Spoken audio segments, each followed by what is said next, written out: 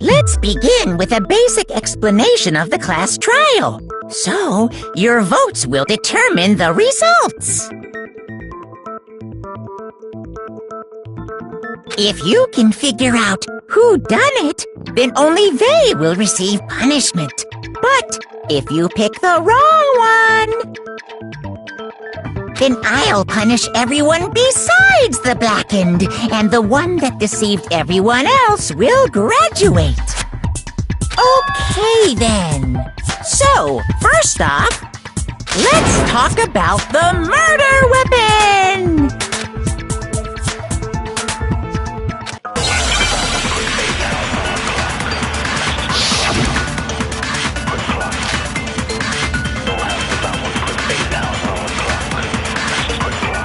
Chihiro's fatal injury. It appears it was a head wound. According to the Monokuma file, the killer used a blunt instrument. But what kind of blunt instrument could it have been? I bet it was an iron pipe. Interesting. That certainly would make for a powerful weapon. Or Chihiro.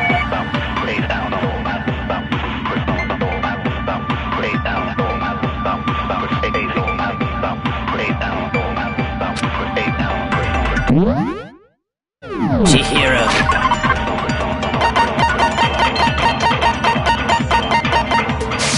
His fatal injury. It appears it was a head wound.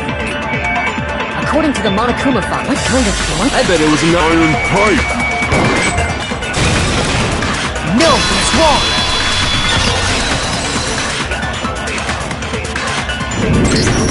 Can we agree that the object that dealt the fatal blow...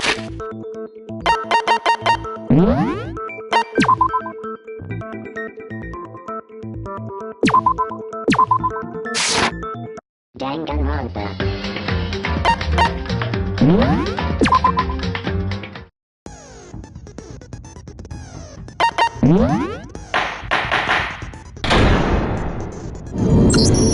Let's begin with a basic explanation of the class trial.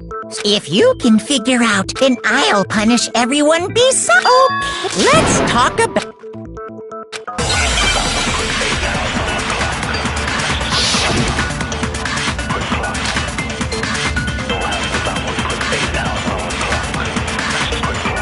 Chihiro's fatal injury.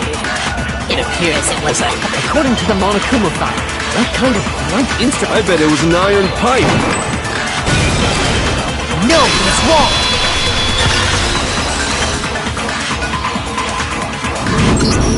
Can we agree that the object that dealt the fatal blow was the dumbbell, found at the scene of the crime? It was covered in blood, and there was nothing else at the scene that could have caused that kind of injury. And the wound on the victim's head is consistent with the shape of the dumbbell. As far as I'm concerned, there's no mistake and no room for doubt on this one. You looked at her head wound? Yay! That's so creepy! If you don't mind, I will proceed from here. Let's move on to discussion of the culprit. Although, I believe the criminal behind this heinous act is already quite clear. What? For real? Chihiro's killer is the fiendish serial killer, Genocide Jack.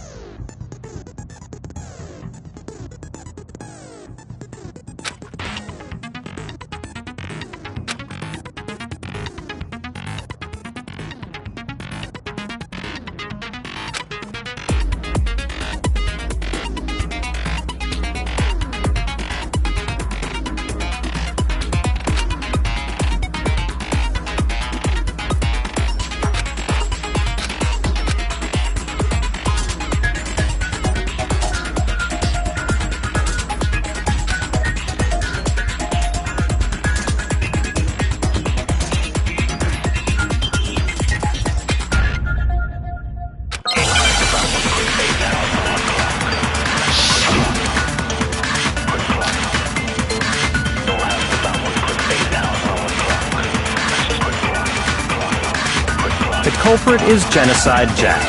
I'm sure of that. Case closed, as far as I'm concerned. But that's impossible! Why? What makes it impossible? Well, I mean, come on! There's just no proof for it. No, that's wrong!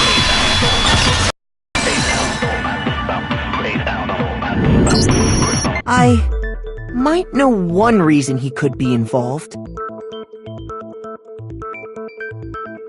What?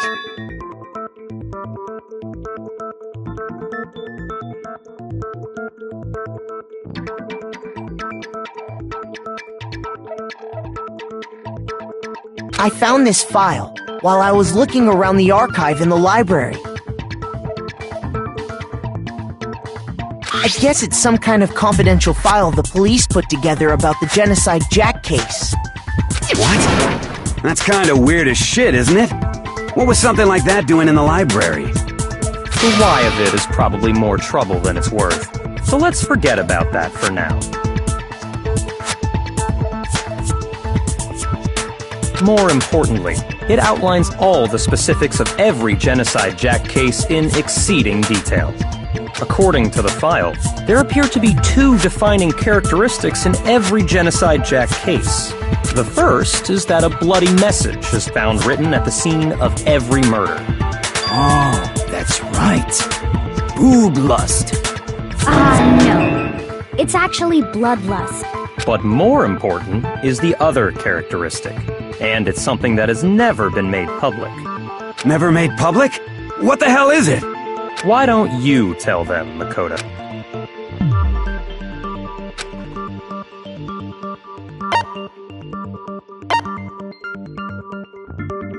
I got it! Apparently, in every Genocide Jack case, the killer suspends the body in a certain way.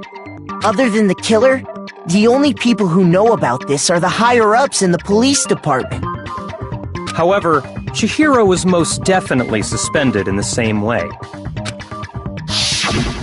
So, how did the culprit know about this when only high-level police officials were aware of it? There's only one logical answer I can think of. It's because the culprit in this case is the real Genocide Jack. No fucking way!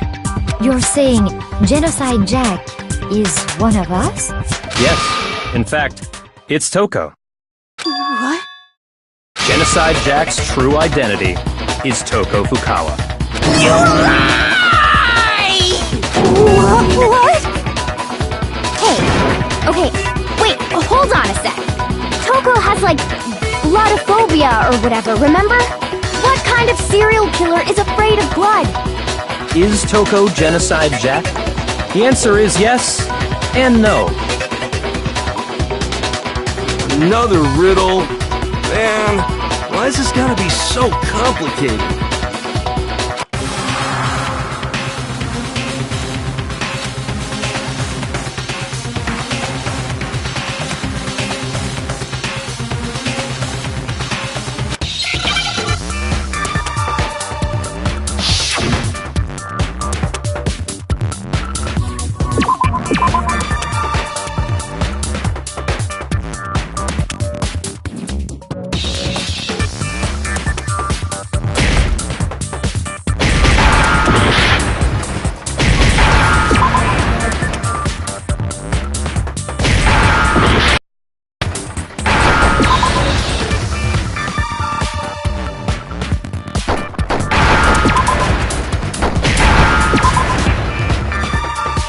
Now I understand! Is it because Genocide Jack has a split personality?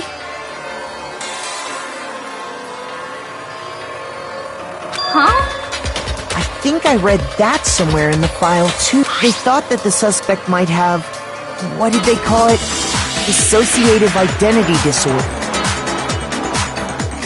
Oh, okay. But still, to go and say that about Miss Fukawa is... Perfectly acceptable. Toko's strange behavior after seeing the body is proof enough that she has a split personality.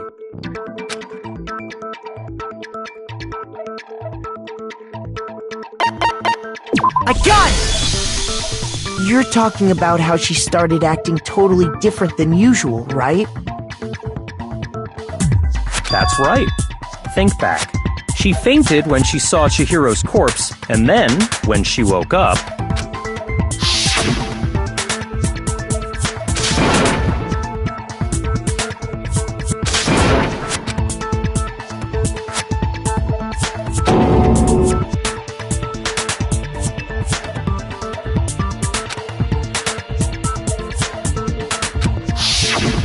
She was acting funny, that's for sure. That melancholy tone of hers completely disappeared. Don't go assigning adjectives to my tone without permission. Not to mention, once she regained consciousness and saw Chihiro's body again, she was utterly calm. In other words, within her is one personality that can handle blood, and one that obviously can't.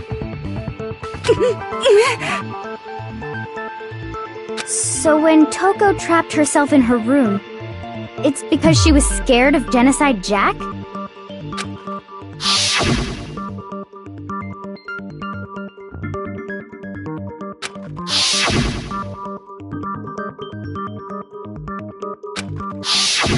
The reason she locked herself in her room wasn't to keep other people from getting in.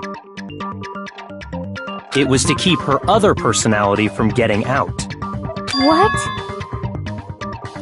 Toko was afraid. Afraid of the murderous fiend inside of her. Of killing even more people.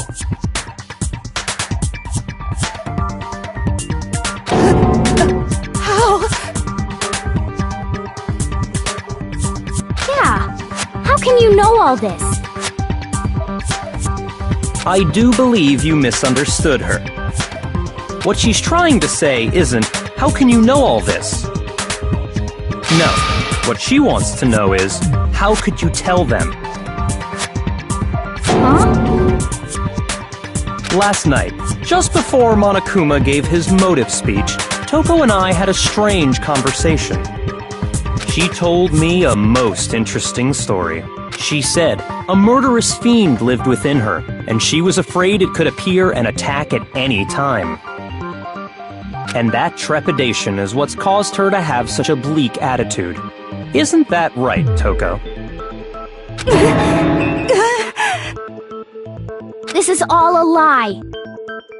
Right, Toko? You said you wouldn't tell anyone. What? You promised! I can't believe you lied! You have only yourself to blame. You came to me with your tragic little story. I didn't ask you to. This is the real world, not some romantic fantasy fairy tale. Besides, you broke your promise first. You said that as long as you were here, no matter what, Jack kill anyone. But in spite of that promise,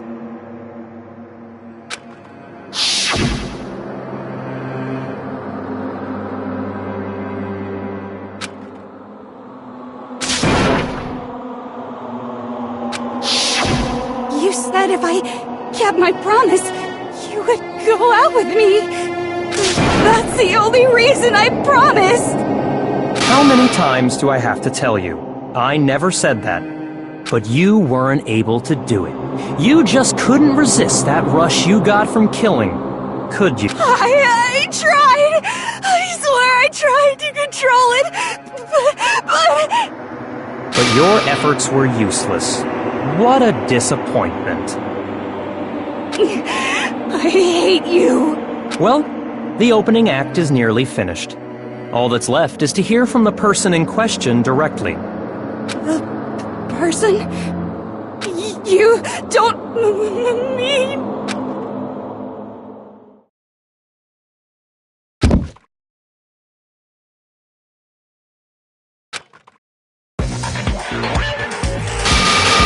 Well, hello there! Is it me you were hoping to see? What the heck? So you figured it out, huh? Well, whatever. What are you gonna do? I'm the ultimate murderous fiend, Genocide Jack! Or better yet, let's go with Genocide Jill! What the fuck is this? Toko, What happened to you? Not Toko! That's a loser name! And what happened is a textbook split personality! So what if one of them happens to be a serial killer? You should turn a blind eye to one's faults.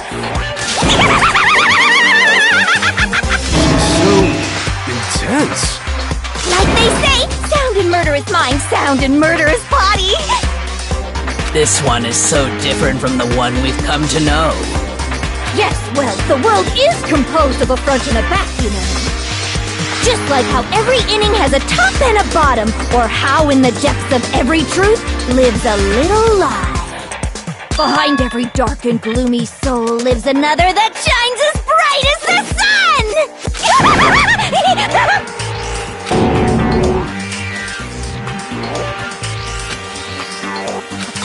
Miss Jack, Jill, can I ask you a question? What's up? Some of us think you might be the mastermind behind our entire situation. What are your thoughts on that? Well, I'll tell you! I am the mastermind of all masterminds! Just kidding! Of course it's not true! How dare you try to link me to that creepazoid! And another thing, the police and government and society in the outside world are totally powerless! I mean, they just let this idiotic bloodthirsty maniac go buck wild all over town! Sure, I'm a bloodthirsty maniac, but life is pain, right? To live is to hurt other people. It's a necessary evil if you want to survive. The act of living itself causes pain for everyone. Just kidding again! This should be enough to convince you. This murderous fiend is responsible for Chihiro's death. There's clearly a motive, so there should be no doubt. A motive? Remember what Monokuma told us? If someone didn't murder and graduate within 24 hours, an embarrassing memory or secret would be revealed. Well, let's assume that Toko's secret was about Genocide Jack. If a secret like that came to light, Toko's life would have undoubtedly been forever ruined. So she had a very clear motive to never have that side of herself exposed. Interesting. Very, very, very interesting. But sorry, as much as I hate to admit it, I'm not the culprit. But I cannot imagine anyone other than you could murder someone in such a bizarre fashion. Maybe so, but nevertheless, it's the truth. Do you really expect any of us to believe you? Yeah. I could never believe a word you say, you monster!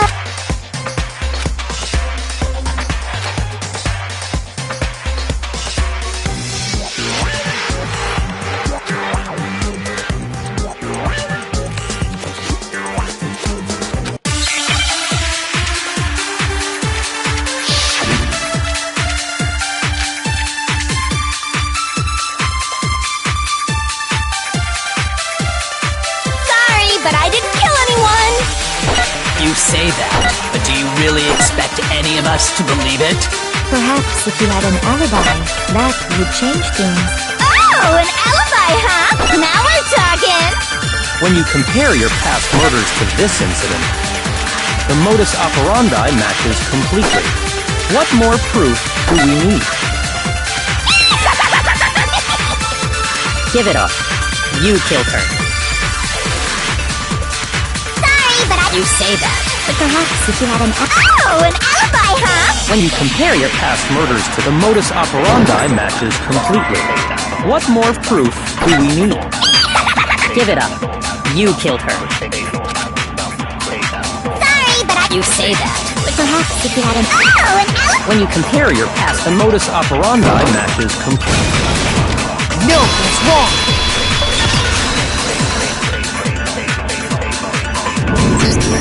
Are the methods of murder really exactly the same? I'm not so sure about that. I think there's a slight difference between the Genocide Jack cases and this one. Huh? How's it any different? Uh-oh, you don't know? Well then, human garbage, let me tell you! I murder with passion and conviction. I consider myself a professional, and I have a very particular way of doing things. Imagine you go to a fancy Italian restaurant. They're very picky about the noodles, the sauce, everything. But what happened to Chihiro? It'd be like if that same Italian restaurant started using ragu or Chef Boyardee. This is no creation of mine! Let me rephrase that, in a way that maybe makes more sense. There are two clear differences between the Genocide Jack cases and this one.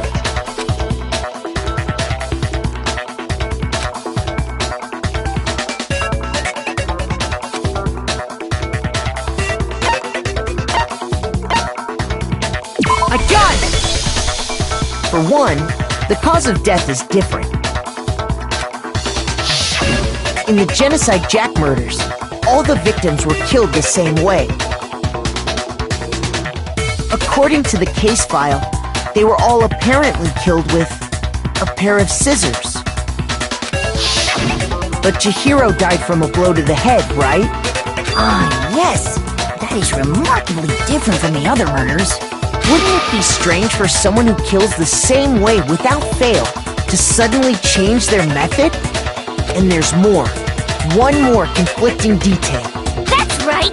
In my recipe of murder, if the bloody message is the tortellini, then the arrangement of the body would be the pesto sauce! Could you please stop comparing killing people to cooking? So, are you saying the other difference has to do with how the body was arranged?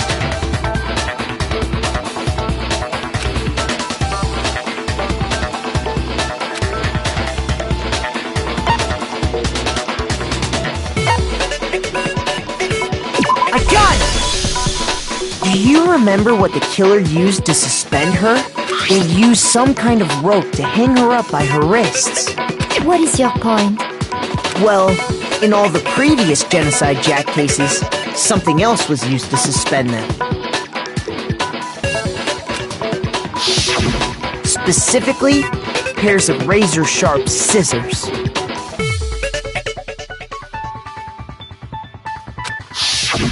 And guess what? I used my own specially designed scissors for the murders and the arrangements! Like I said, I'm a professional, so naturally I'm very picky about the tools I use. And you know what else? Big Mac said there's two differences, but he's wrong! Big Mac? Are you referring to me? Listen up, Big Mac! There's actually one more difference! Huh? My word, you really didn't notice? Take a look at who the victims were in each Genocide Jack case. There's a pattern there, just waiting to be discovered. A pattern? Figure that out, and it'll be plain as death why I couldn't have possibly killed that little lolly girl.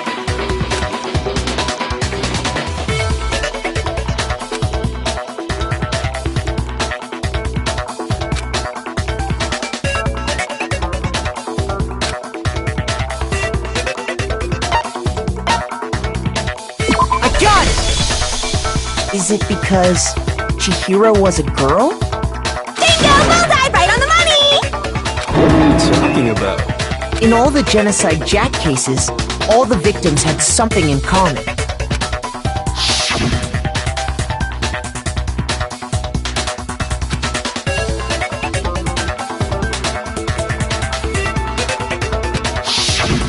They were all guys? That's right! The people I kill with such passion and conviction are all adorable little men! I can't believe I said it! I'm so embarrassed! The hell is wrong with you? I can't help it! I'm just a full-throttle boy-on-boy fangirl, and the mopey side of me just hates it. But now I'm on the fast track to becoming a full-fledged fan madam! So, since Chihiro was a girl and not an adorable little man, you wouldn't kill her? Would an Italian chef suddenly start making ramen just because they're both noodles? Don't be stupid. I have too much passion and conviction to cross that line. That's the absolute reality of the one and only. We get it. You've clearly explained your hobby and your philosophy. But that's not all there is to it. It's a different matter entirely, when you're forced to kill in order to survive. Quiet, lowly cur! Lowly? Cur? I would never kill for a reason as petty as mere survival. And if by some fluke I did kill to survive, Why would I bother with the message and arrangement? It'd make me the obvious suspect! That does make some amount of sense.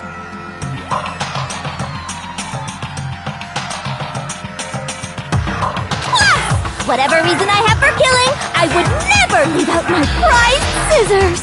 Who would go out of their way to use a big, stupid, heavy dumbbell? Maybe you used the dumbbell because you couldn't find any scissors in the school? Any scissors? I don't just use any scissors! I only use my own set of high-class, envy of the entire world scissors! Okay, whatever. There still aren't any in the school. Are you sure about that?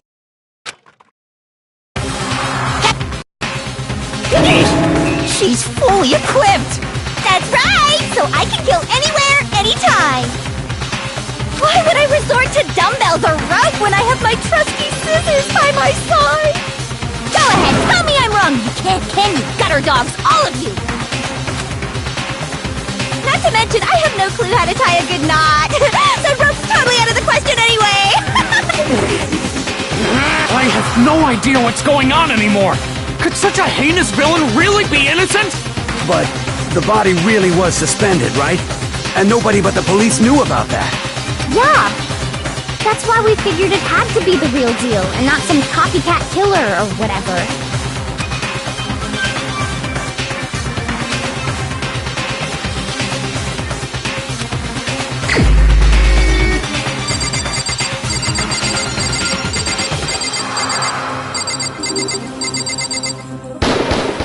Here's my answer! Byakuya, it's possible you could have found out, isn't it? You'd have no problem gaining access to classified government documents or internal police records.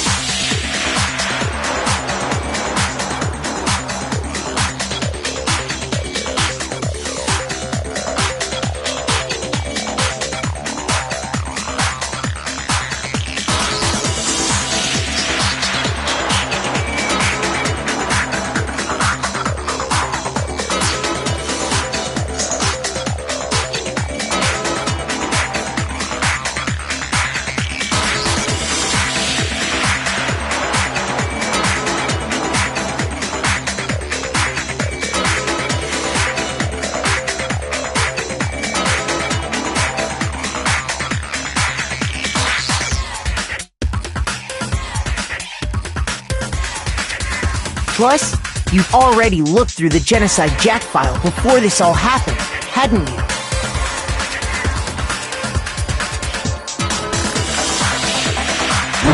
Are you saying Mr. Togami did it? Then, the reason he pushed the theory of Genocide Jack being the killer so hard was because he wanted to pin the crime on her. He rearranged the scene to disguise it and make it look like I put my stamp on it! The adorable glasses man was behind it all! Oh, I'm on fire! Well, Byakuya, what's your response? I see. So now the suspicion falls on me. Then I must ask, when would you say I began acting suspicious? Surely you must have an answer. Looking back and thinking about it now, the way you were acting right before we discovered the body was a little strange.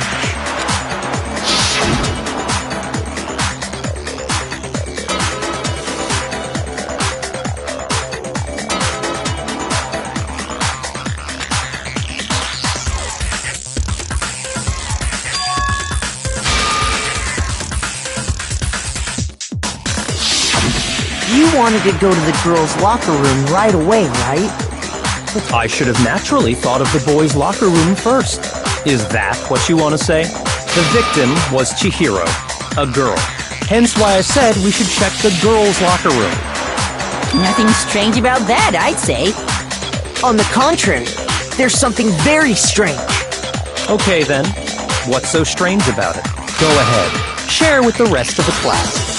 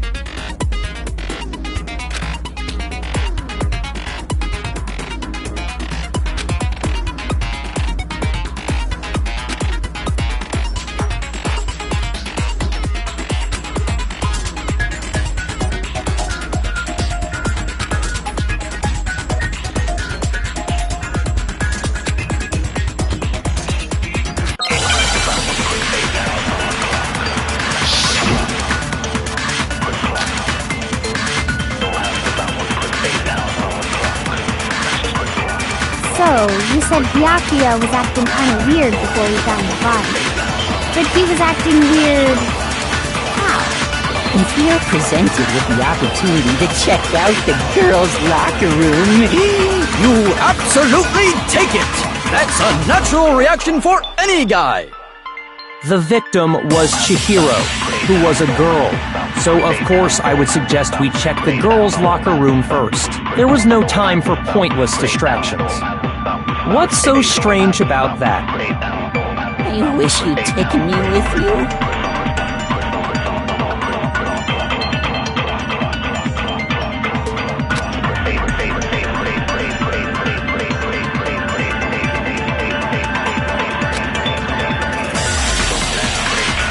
So, you said Byakuya was acting kinda weird before we found the body. But he was acting weird... how? If you're presented with the opportunity to check out... That's a natural reaction! The victim was Chihiro, so of course I would suggest there was no time for pointless. What's so strange about that? I wish you'd taken me with you. So, you said Byakuya was acting... but he was acting weird... If you're presented with the opportunity to check out... That's a natural reaction! The victim was Chihiro. No, it's wrong!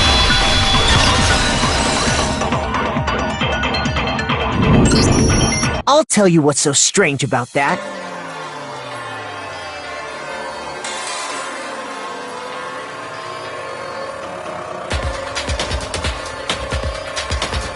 Because up until we actually discovered the body, we couldn't have known who the victim was. So your claim that you went to the girls' locker room first because Chihiro was the victim doesn't hold up.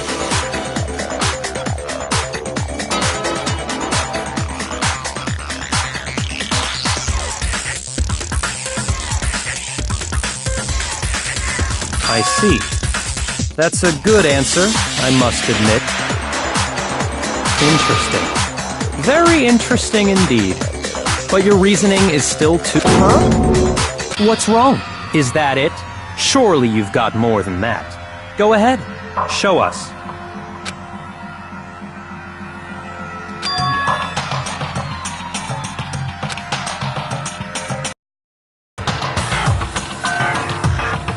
What's the matter? You're not finished already, are you? There must be more to it.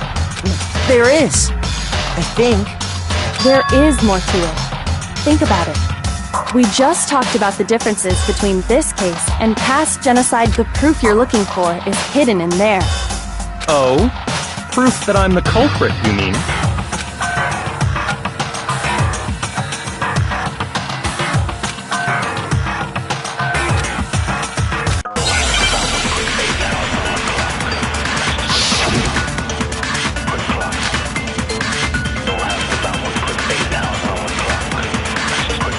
The difference between the cases?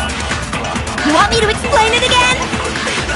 When I want to kill, I use my very own special scissors. And I use those same scissors to arrange the bodies. But Chihiro was suspended with... It was some kind of rope. Was it not? That's right! It absolutely was! Then there must be something very fishy indeed about that rope. Hey, Byakuya, where'd you get it from, huh? I'd never seen that rope before in my life. No, that's wrong!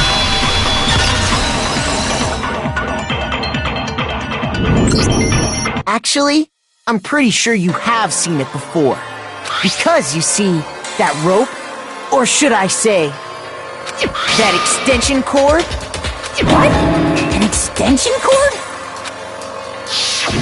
Byakuya, you've used the extension cord in the library more than once, haven't you? And the same extension cord that was in the library all this time went missing after the murder. And there's no way someone who uses that extension cord as much as you do wouldn't discover that fact. And Byakuya must be the one who took the extension cord. I can't imagine any other possibility. That's really what you think? Then your conclusion is something like this? I killed Chihiro in the girls' locker room, then hung her up and wrote that bloody message. I intentionally made it look like Genocide Jack was behind it. Is that about right?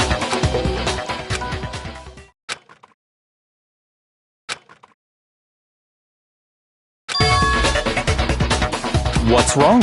I asked you if you think that's what happened. Hell yes, that's what happened. So that's it, right? Byakuya's the killer. I don't disagree with not disagreeing. He kept calling this a game, right? So he'd be totally willing to do something like this to win.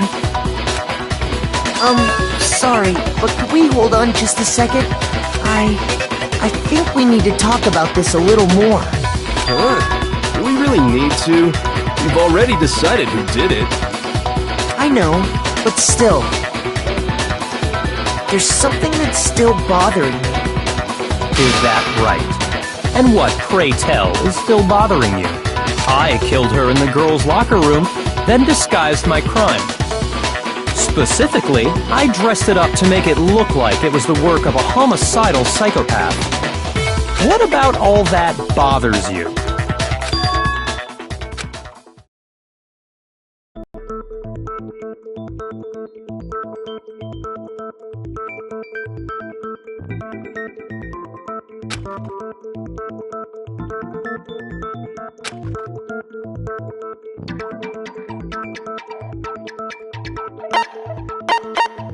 I got it! You say you killed Chihiro in the girls' locker room, right?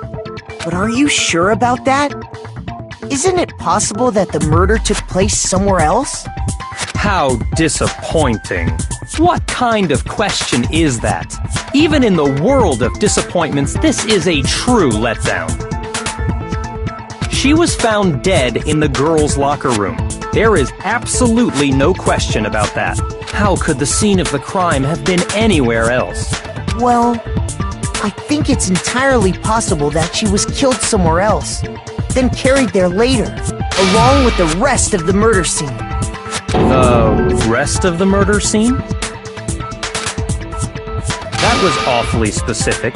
Please tell me you have a reason for saying all of that. I believe I do.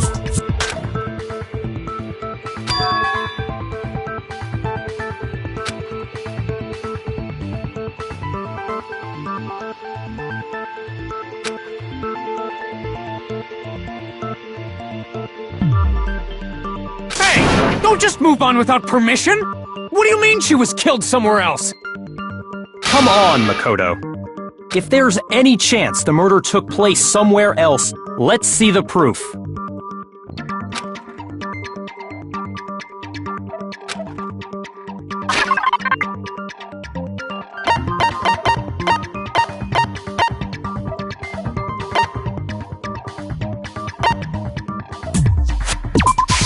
I got it! The proof that she was killed somewhere else is the poster that's hanging in each locker room. Your proof is some posters? The poster in the girls' locker room was a picture of a big-boobed supermodel. But don't you think that's kind of strange? Why would the girls' locker room have a poster like that? I bet those massive jugs of hers were totally fake! Meanwhile, the boys' locker room had a poster of the super popular boy band Tornado. Again, that doesn't really seem to belong in a boys' locker room. So you're saying that maybe the posters were switched? And there's one other thing I noticed about the locker rooms. You know what I'm talking about, right, Sakura? You're referring to my protein coffee, aren't you? Protein coffee? While I was in the girls' locker room earlier, I spilled some protein coffee on the carpet. But I noticed that after the murder, the stain had been totally scrubbed away.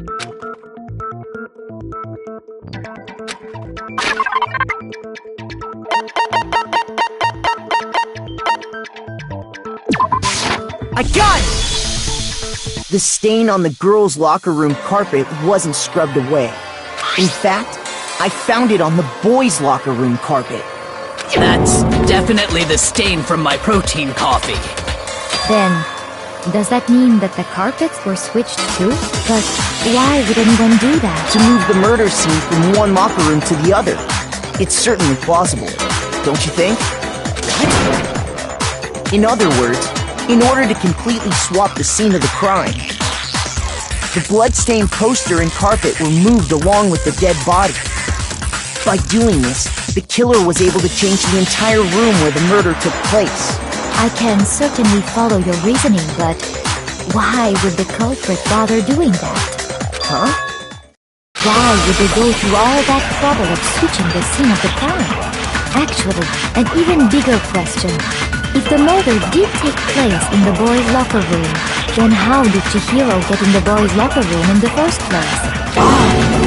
To get into the locker rooms, you have to swipe your e-handbook, but Chihiro's handbook should have only allowed her access to the girls' locker room. She had no way to get into the boys' locker room to begin with. No, she did have a way, and I can tell you what it was. I highly doubt that. Shut up! I'm telling you, I know how she could have done it.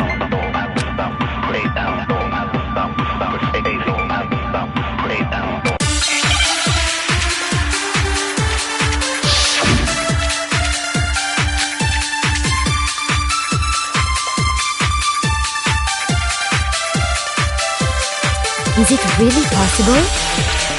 Could Chihiro really have gotten into the boys' locker room somehow? Ah! I got it! She must have hacked her e-handbook! She was the ultimate programmer, after all. I'm sure that would have been no problem for her. No, I don't think that's it.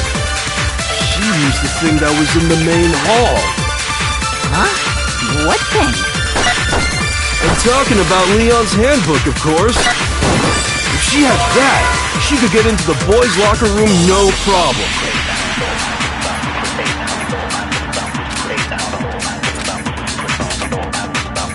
Is it really? Could Chihiro really have... I got it! She must have hacked her e... She was the ultimate program. I'm sure that would have... Well, I don't... She used the thing... Huh?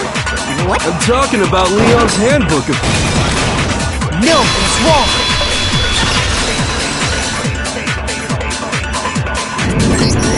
No, I don't think Chihiro used Leon's handbook. Why not? Because Leon's handbook was broken. Oh. Well, then, yeah, I guess that'd be pretty impossible, huh? I am struck silent by how quickly you gave up. Plus, isn't there a regulation against using someone else's hand? Actually, the rule states that loaning your handbook is prohibited. It says nothing about borrowing one. In other words, you could borrow a dead person's handbook all you want, and you'd be safe. Yup, yup, yup! Hit the nail square on the noggin! Of course, if it were broken, that wouldn't make any sense anyway. So then, she must have hacked hers, like I said. She used her ultimate programmer skills and... Psst! You can't fix an e-handbook! The instant you open one up, a security buzzer starts glaring! So, if she didn't use Leon's handbook, and she didn't modify her own handbook... Maybe maybe Mr. Naegi's initial assumption is just wrong? It seems like there's no way she could have got into the boys' locker room.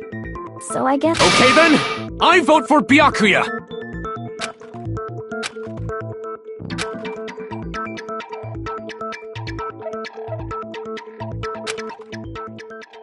Hold on a second. I agree with you, though. I think you're on the right track. What the... You finally decide to open your mouth and that's what you've got to say? There's no way she could get in the boys' locker room, right? Why are you so sure she couldn't get in?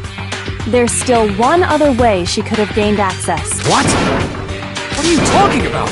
What other way is there? Well, to explain that, why don't we take a little break from the trial? I'd like you all to come see something. Wait! Just what do you think you're doing? Don't worry. This'll make the whole trial more exciting. I'm sure that thought must please you. Huh? It'll make things more exciting? Well, alright then. I declare an official class trial recess. Now then, what is it you want to show us? It better not be boring or I'll be very unhappy. Oh, I have no doubt it'll meet your lofty expectations. So, shall we go?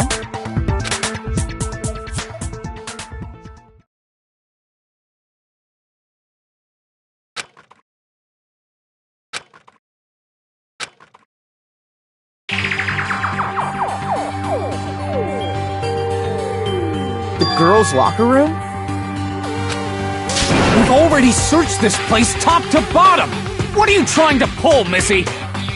I'd like you to examine the victim's body one more time. Be sure to examine the entire body very carefully. Examine her carefully?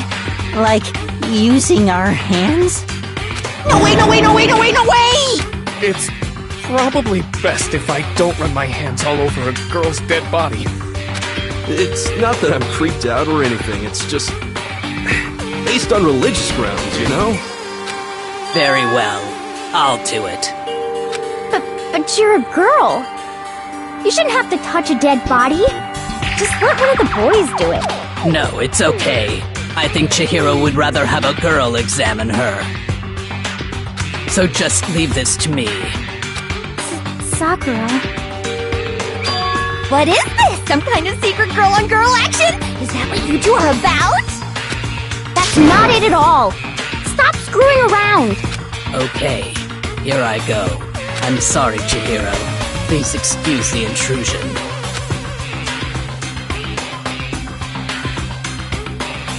Be sure to check her entire body, and I believe we will solve this particular mystery.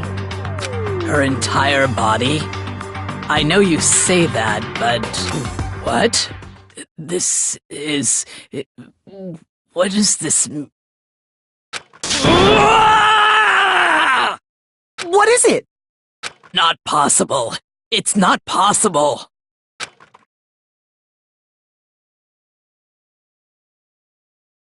This girl is... Is what? Is a boy! Ah, I see. So she was actually a he. Interesting. Thank you for confirming this fact. What? You're joking, right? I wouldn't joke about this. Ben, it's really true?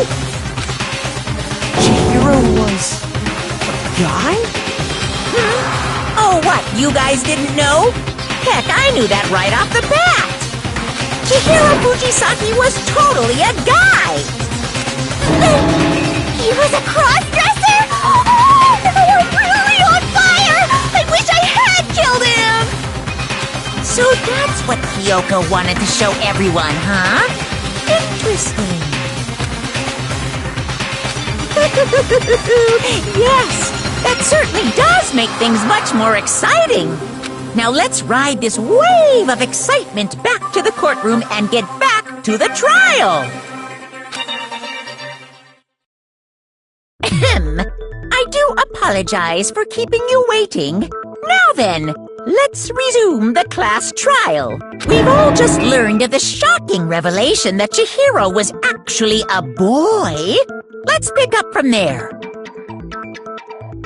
Yes, well, I don't know his reason for hiding it, but the fact is, Chihiro was not a girl, but a boy.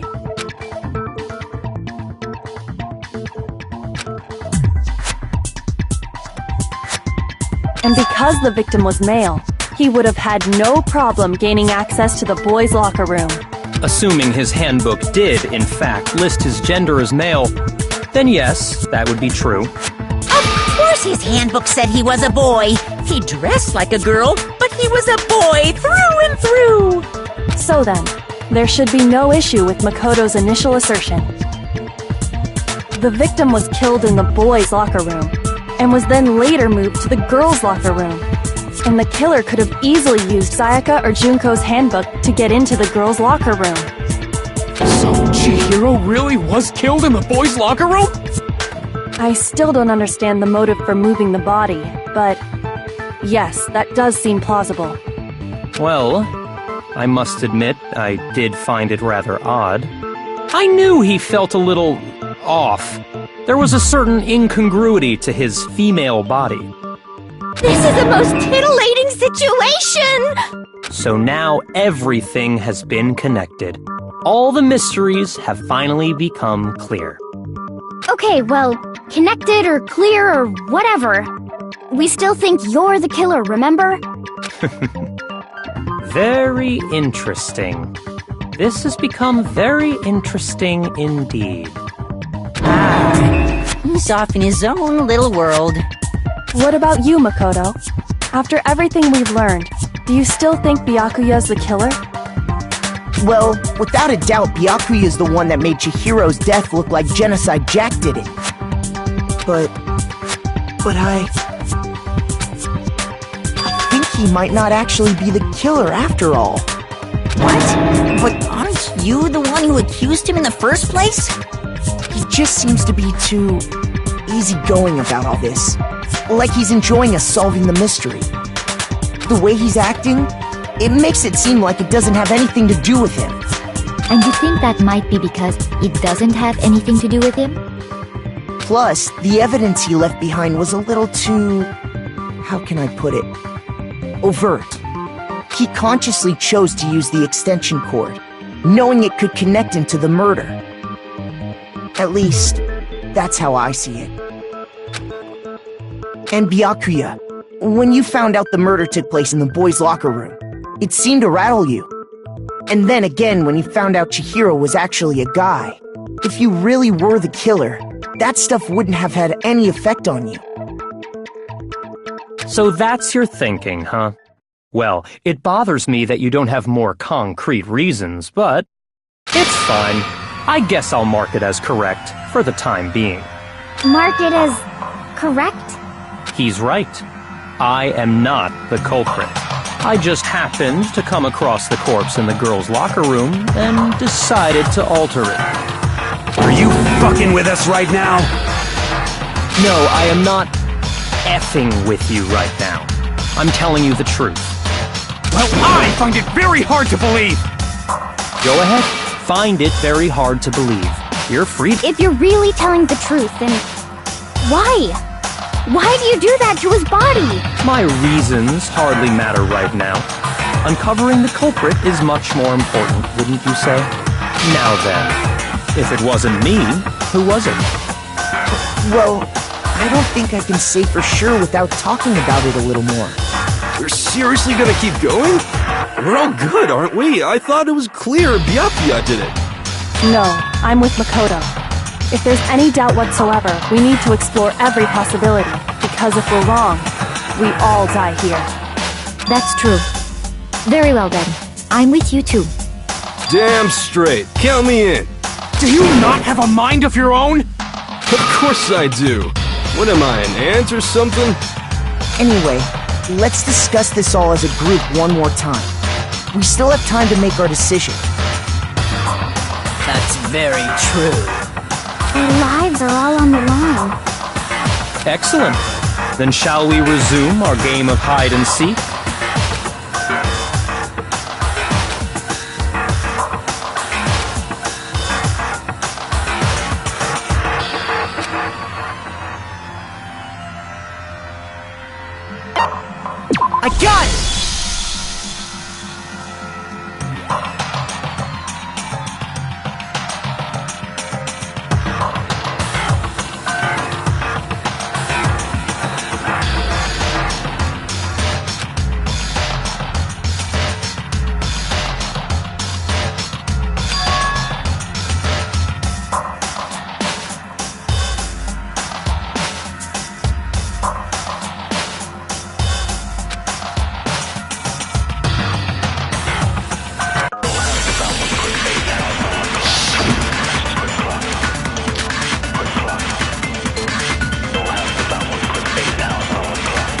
Isn't there a single clue that might lead us to who did it? Well, clues are one thing, but did nobody get a look at the killer? I'm sure if someone saw the killer, they would have said something by now. Perhaps someone saw the victim at some point. Even that might be enough for now. Yeah. All we need right now is any kind of new info. It's over. It's all over. You want to know who saw the victim? The killer. And only the killer. And it's not like they're just gonna turn themselves in. Game over, man! Game over! Yeah! No! Not game over! Isn't there a single clue? Well, Did nobody get... I'm sure if someone saw the... Perhaps someone saw the victim. Yeah. It's over. You want to know who saw the victim? The killer. And only... No, what's wrong?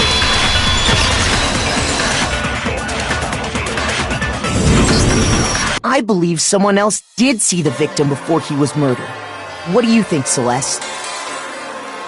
Now that you mention it, yes, I did see him. Huh? Really? Oh, but I suppose only Makoto knows about this. The rest of you had no idea, did you? That is why you're all making such ugly noises. Whatever! Just hurry up and tell us! It was last night, right before nighttime. I saw Chihiro in the dormitory warehouse. I saw him stuffing a track jacket into a duffel bag. And then, I assume, he headed off to exercise. A track jacket and a duffel bag? But we didn't find anything like that at the murder scene. It seems likely that the culprit destroyed them to get rid of any evidence. And that is when he said something that struck me as rather odd.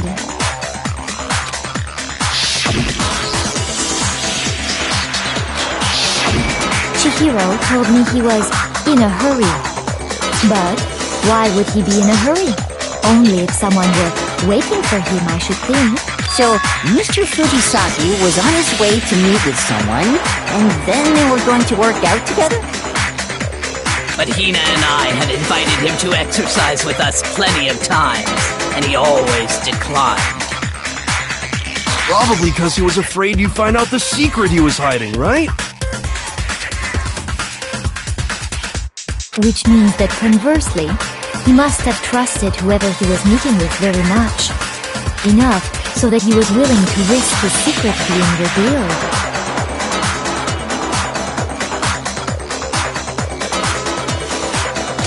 Ooh, what a marvelous friendship! The point is, whoever he met up with is the culprit, right? So we just gotta figure out who it was. But knowing what we know, I can't even guess. No. You already have what you need to make the connection. Huh? You know who the killer is. Seriously? Who is it?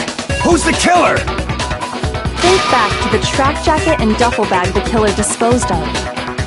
Focus on the details of these items, and it should become obvious who was waiting for him. Are you sure about that? You really think we can figure out who did it based on two pieces of evidence that we don't have? Why? You want to track down some fingerprints or something? Even if we had the equipment for that, we wouldn't know how to use it. As was noted, the evidence is already gone. There's nothing to get fingerprints from. Maybe, but we can make certain inferences if we just take the time to talk it out. Easy for you to say, but fine. Celeste, did you notice anything special about the bag or jacket? The bag was just a normal duffel bag from the warehouse.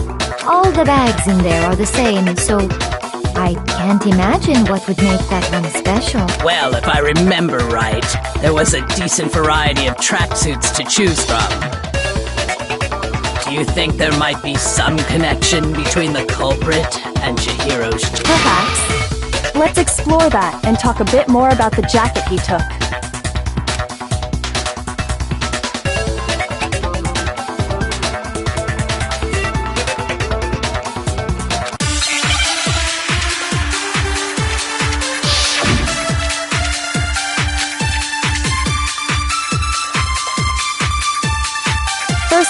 we know where Chihiro was headed.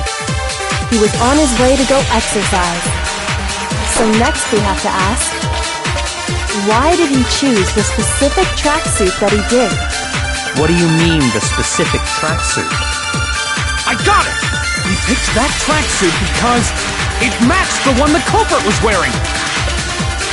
So, what you're saying is, the killer was wearing the same blue tracksuit as him? My tracksuit is black. I don't even have a tracksuit, because exercising sucks. I have a white tracksuit personally. I got it from the warehouse, if you must know. Did any of that really help us get any closer to figuring out who the culprit? No way. Not a chance. First of all, we know that he was on his way to go exercise. So next we have, why did he choose? What do you mean, I got it! It matched the one the culprit was... So, what you're saying, the killer was wearing the same blue tracksuit as him? No, that's wrong!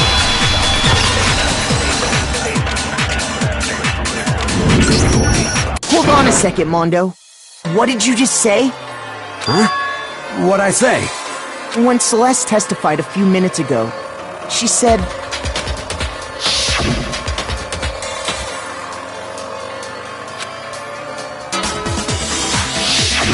She never said anything about the jacket's color. So why did you say Chihiro's blue tracksuit? What are you... You just... Hey, Celeste, what color was Chihiro's tracksuit? As a matter of fact, it was blue. And before we began the trial, did you tell anyone that? The only one I told about any of this was you. Then, Mondo, how did you know what color Chihiro's tracksuit was? Because I just... I'm sure he saw the clothes at some point in the investigation. No, that can't be it. The bag and clothes were surely disposed of by the time we began our investigation. Then the only reason he could have known what color the track is if he saw Cherry with it before he died! That's the only possibility! Cherry? Are you talking about Chihiro? So, how about it? Did you see the tracksuit or didn't you? Just by chance. I just happened to see it last night. He walked past me, and he was carrying the tracksuit in his hands. No, that can't be it either. According to Celeste's testimony...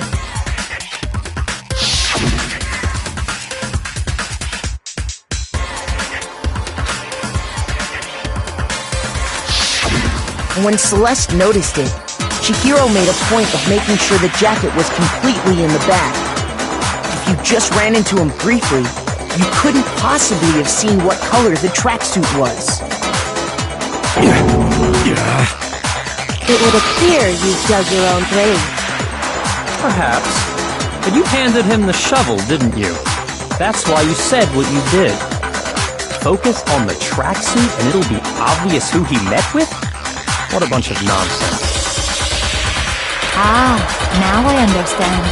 It was all one big bluff, wasn't it? Your true intention was to draw a slip of the tongue from the culprit. That's why you said you knew who did it, to put them on edge. That's right. However, Mondo was my target all along. I had my suspicions about him from the very beginning. But why? What made you so suspicious? That's a good question.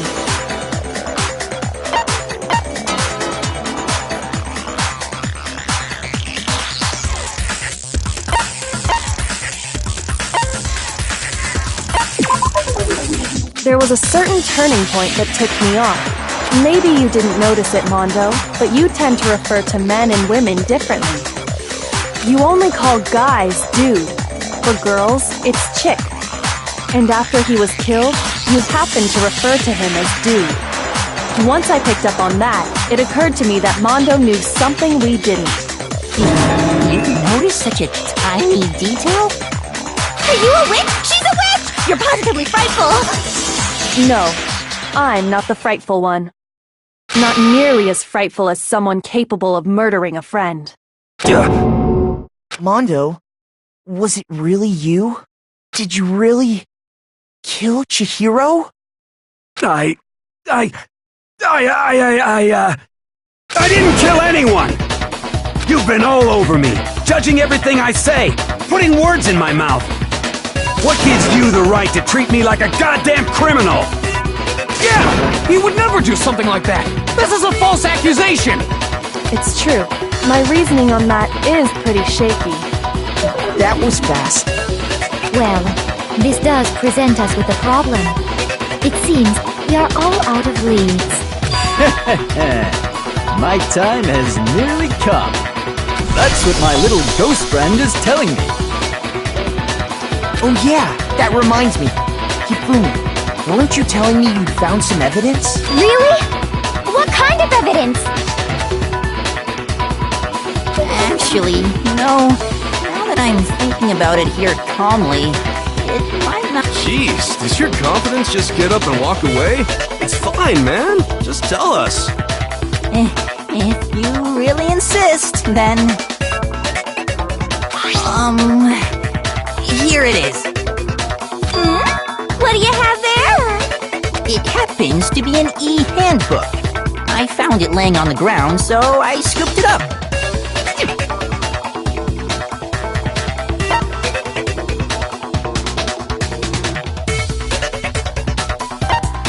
I got it! We know Chihiro's handbook was missing from the scene of the crime, right? For a fact. For a fact indeed. I was totally sure I'd found it. Then it must hold some clue about the culprit, right? Well, that's what I was hoping. But it's busted. It won't even turn on.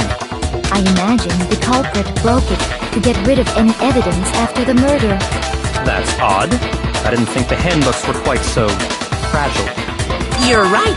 They're not. They're totally waterproof and shock resistant. It would take an awful lot to break one. And yet, this one does appear to be broken, as is Leon's, sitting useless in the main hall. For all your confidence, that is a remarkably high failure rate. Do you think there might be some kind of mystery in there somewhere? How precisely did the handbooks get broken?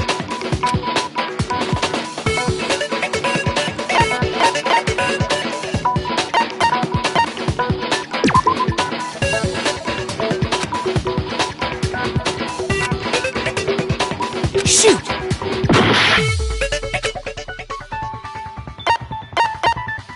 I got it!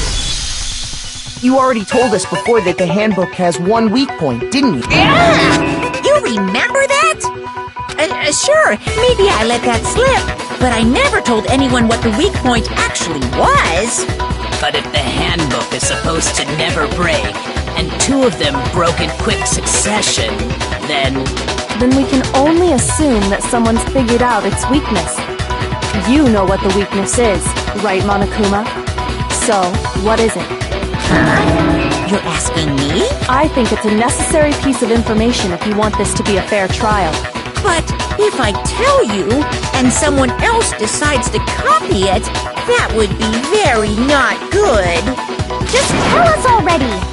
Why would we want to break our own handbooks?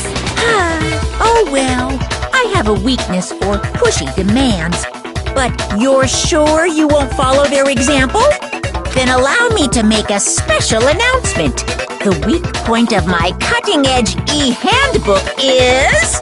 when it's exposed to high temperatures for too long, it will suffer a meltdown and totally break!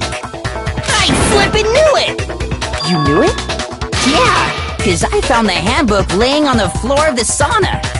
The temperature in the sauna can reach over 200 degrees.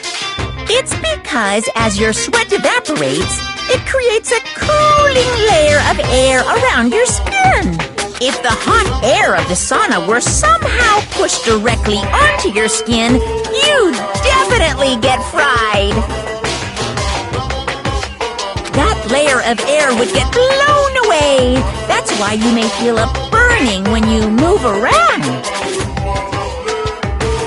So when you're in a sauna, make sure to keep nice and still. Interesting. I learned one new fact today. That is a mere trifling speck of knowledge. Anyway, if you found the victim's handbook in the sauna, then the killer must have been purposely trying to raise its temperature in order to break it. Meaning the culprit somehow knew its weakness. But how'd they find out? Monokuma said he didn't tell anyone, right? Indeed. Quite the mystery. What if they found out by accident? What do you mean by accident? What if the killer took their own handbook into the sauna, not knowing its weakness, and it broke? They'd realize it was broken, of course, and it wouldn't be hard to figure out why.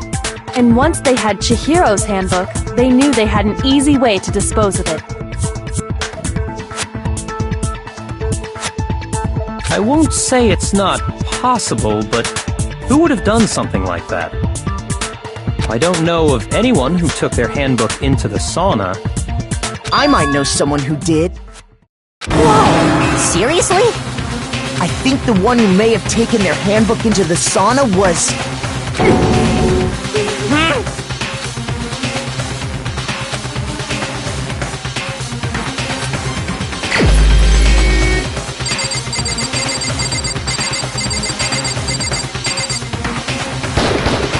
Here's my answer!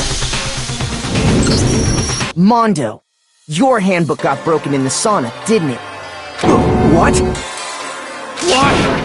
Why do you keep accusing him? Mondo and Taka had an endurance contest in the sauna not too long ago, remember?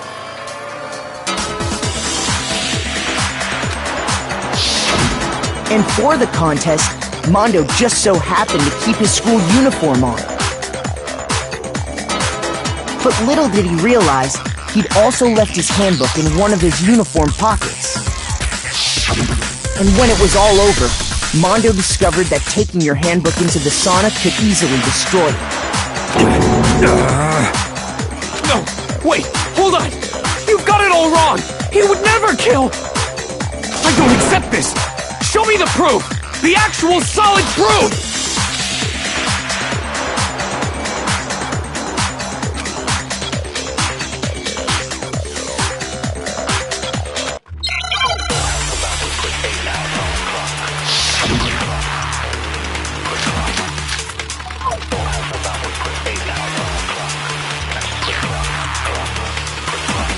Let's test Makoto's assertion.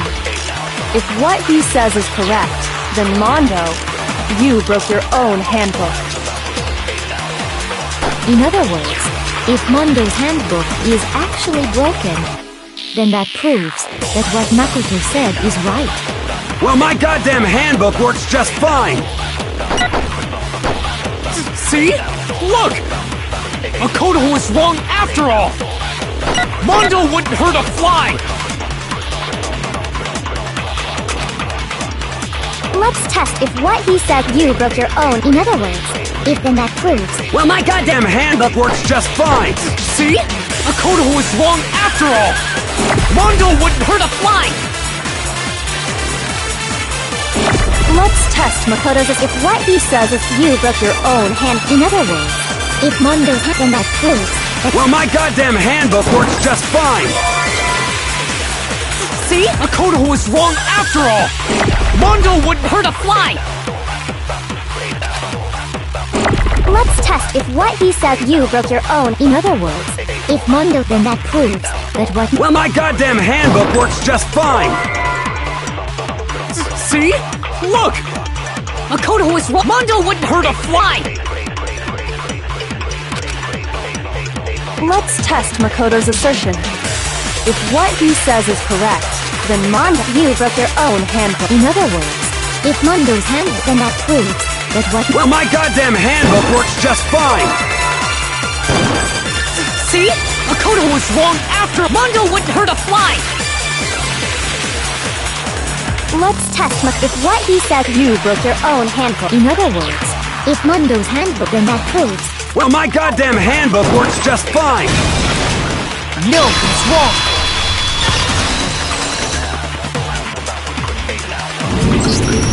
Mondo, the handbook you have right now, is it really yours? The fuck is that supposed to mean? The broken handbook that was in the main hall. Isn't that one actually yours? What the heck are you talking about? What I mean is, I think Mondo swapped his handbook out for one that actually works. I think he took Leon's handbook and replaced it with his own. After all, Monokuma said himself that Leon's handbook never should have broken. That's right! The punishment it suffered wasn't nearly enough to destroy it. So then, the broken handbook in the main hall is actually Mondo's, which would mean that the handbook Mondo has right now is actually Leon's. But doesn't that violate the school regulation that says loaning out your handbook is prohibited? Well, here's how I look at it. There is a rule about loaning your handbook to another student, but if they're dead, they're not a student. It's kind of a gray area, I admit, but no worries. If anything, it just makes things more interesting. As such, I decree that exchanging handbooks with a corpse is not a violation of the rules. Well, Mondo, if I'm wrong about this, you're welcome to say so. I'm happy to admit I made a mistake, but... Son of a bitch! What's wrong, bro? Come on! Tell him he's wrong! You are wrong! You have to be wrong! Everything you just said is wrong! You made it— Okay, then why don't we look back on this case one more time, from the beginning? That way, everything will become clear, and we'll all see if I was right or wrong.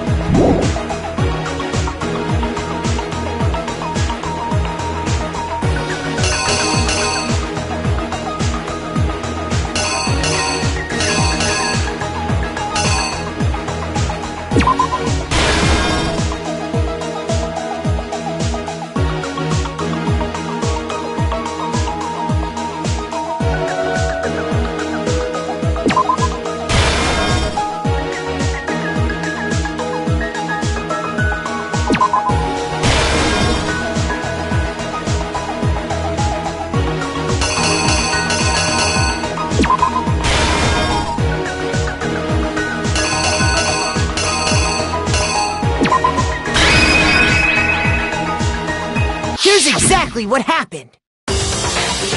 First, let's take a look back to before the incident. Last night, Celeste saw Chihiro in the warehouse, correct? At the time, she was apparently stuffing something into a duffel bag. That something was a blue tracksuit. You can confirm this, right, Celeste?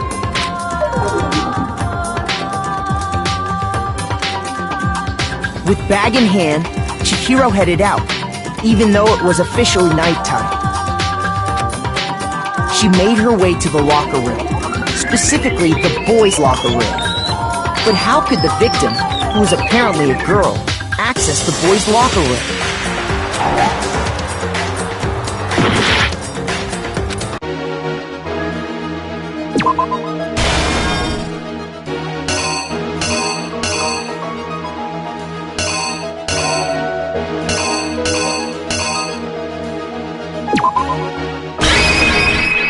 The killer is you!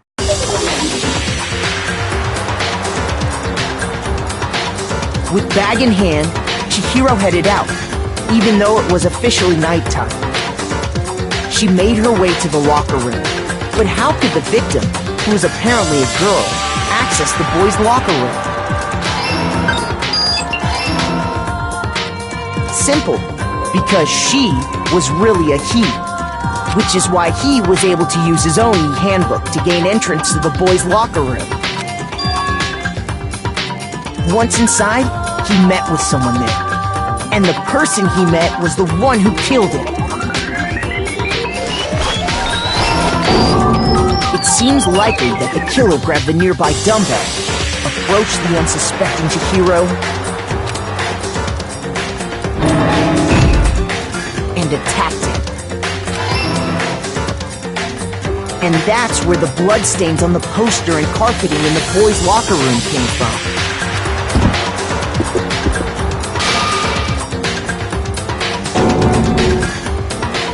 It was likely in the heat of the moment. The body was arranged, but the murder itself felt unplanned.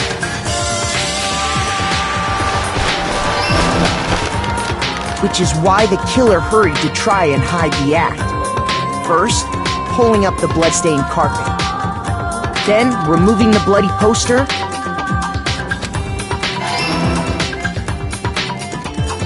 And finally carrying the corpse into the girls' locker room. A girl's handbook was necessary to get into the locker room, of course.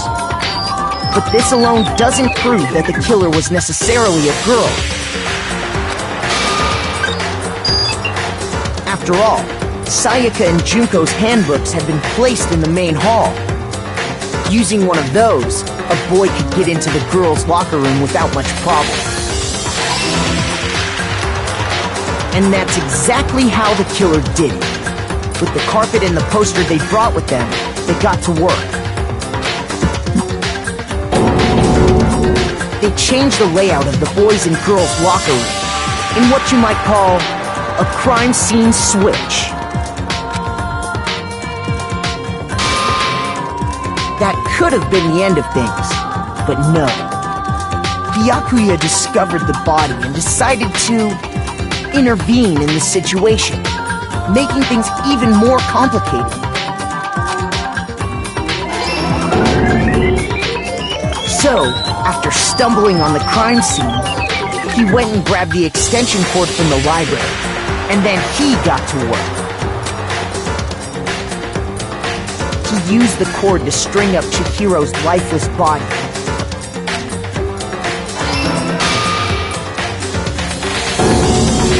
Then, using the victim's own blood, he left a grisly message there at the scene of the crime.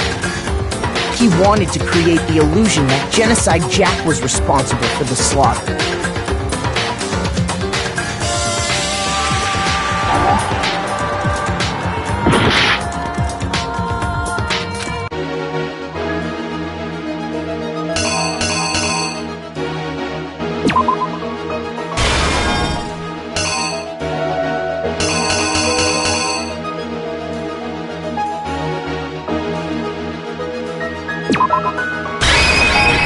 Here's exactly what happened.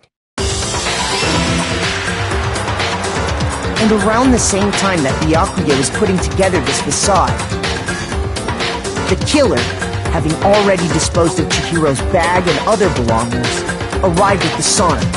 There, they planned to destroy the last piece of evidence, Chihiro's... And just as the killer expected, the steamy sauna was enough to ruin the electronic gadget. Somehow, the killer knew that the handbook couldn't stand up to the heat of the sauna. And the reason they knew that is because the sauna had already wrecked their own handbook. And that's how it all played out. Isn't that right, Mondo Arata?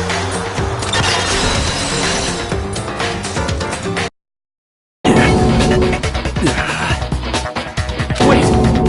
No! This can't be right! Where's your evidence? Yeah! Where's your evidence? You need evidence! You need proof!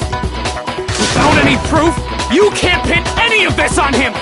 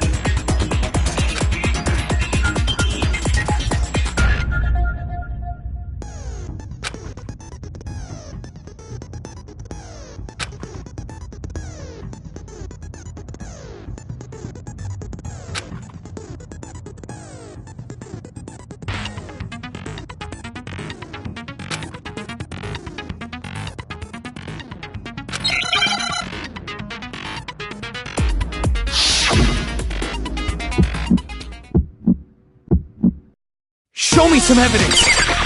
You're wrong! I won't listen! I refute you! False! Show me some evidence! I won't listen! False! I refuse to vote! Show me some evidence! You're wrong! I won't listen! I refute you! False!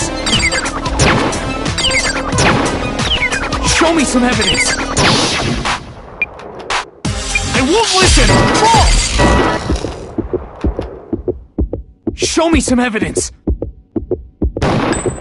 This should prove it!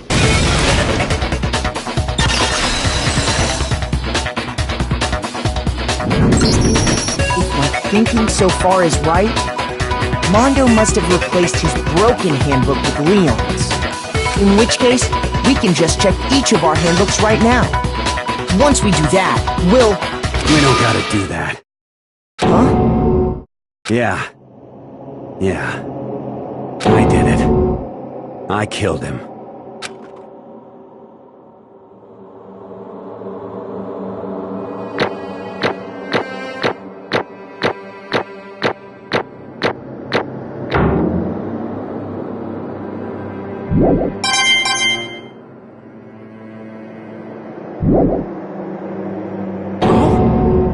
Bro! What are you saying? I got no choice, man. After hearing all that, I gotta just... give up. Go ahead, Monokuma. Get it over with. Ask for the goddamn verdict. Roger that! Wait! Hold on! No waiting! No holding on! Time for the moment we've all been waiting for! Grab your lever and give it a yank! Who will you elect as the Blackened this time around? Will you make the right choice or the dreadfully wrong one? What's it gonna be? What's it gonna be?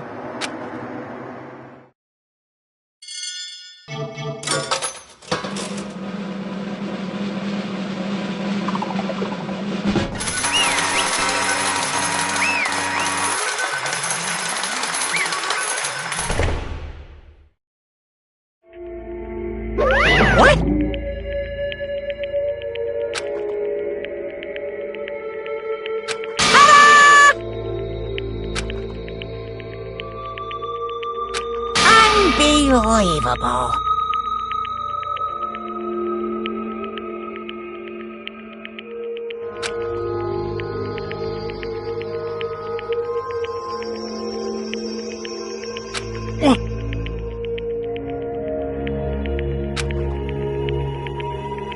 Sorry.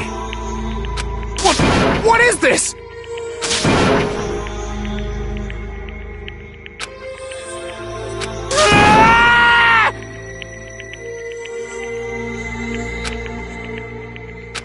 Now then.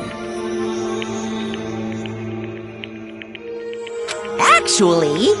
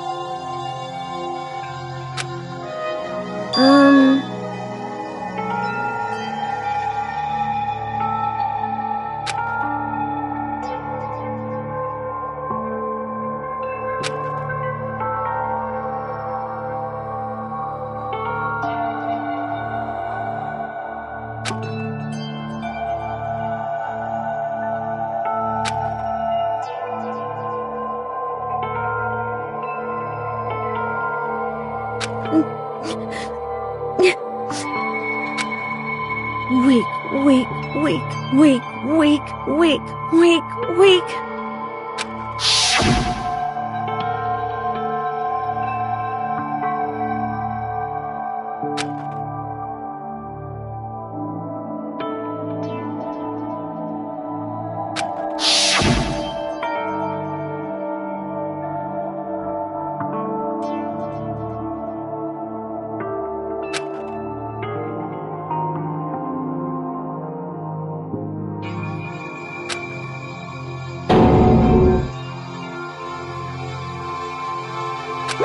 Hey,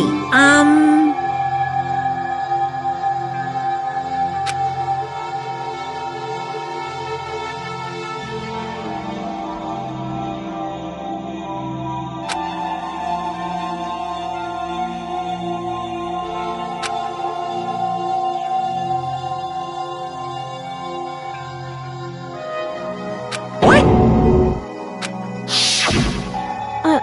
I'm sorry. But...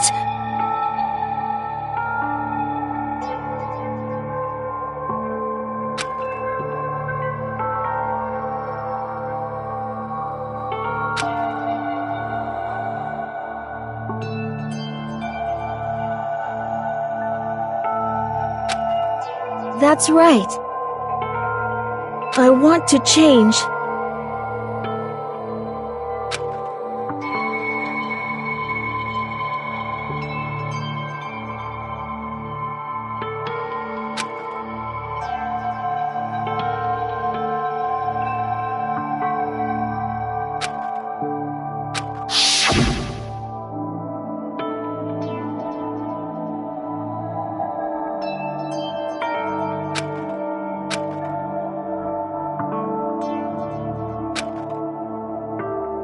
Hey,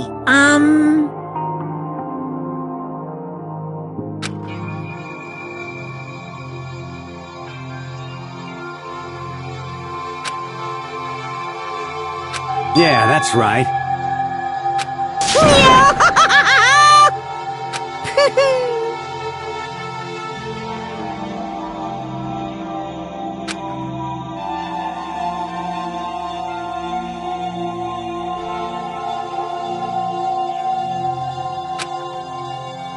Uh-huh.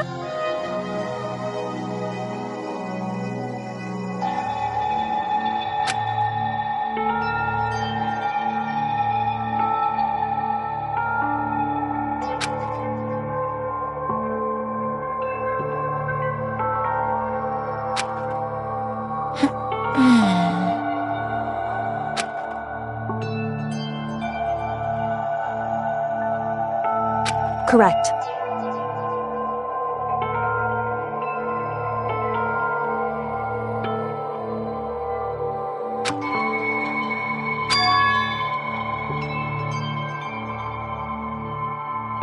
Indeed.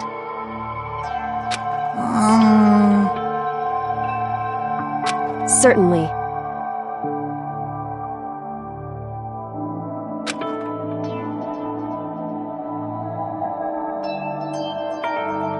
But... Because...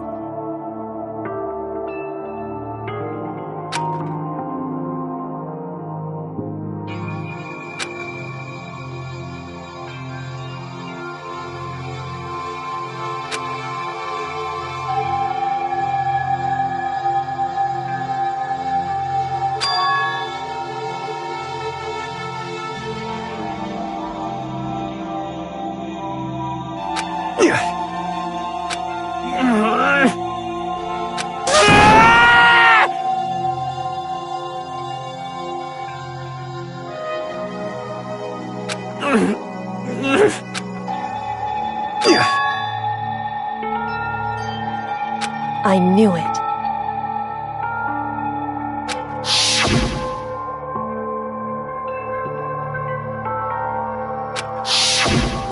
What is this?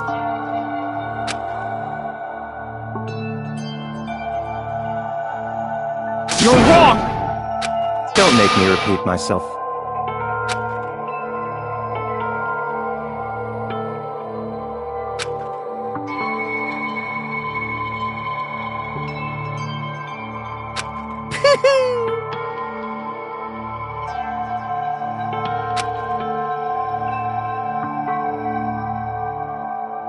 Hey,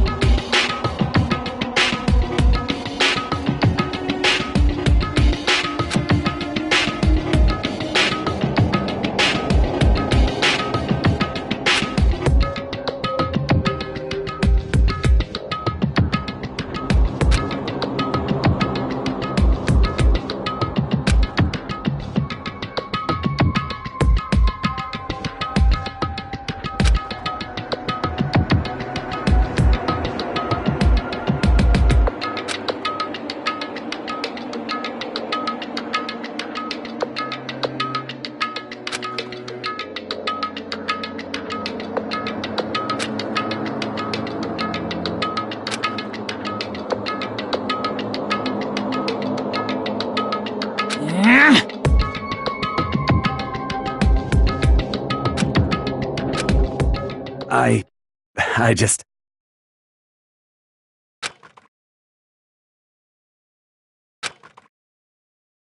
Don't fuck with me!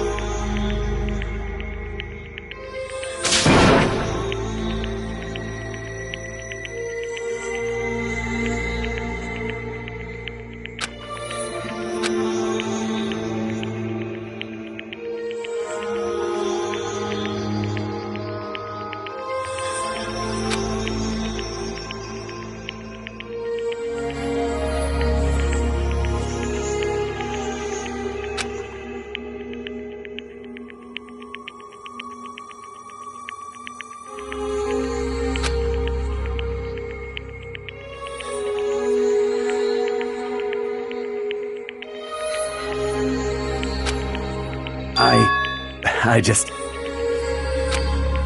Yeah.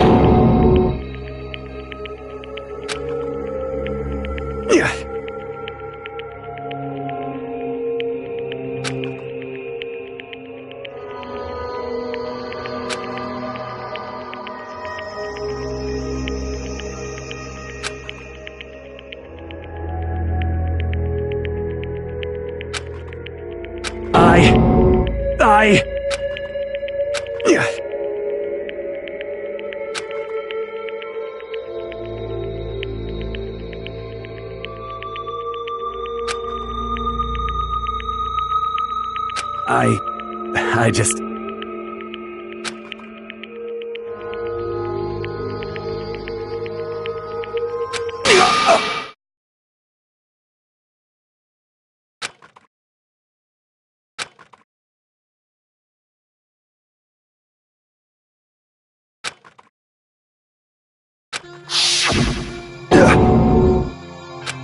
I'm sorry.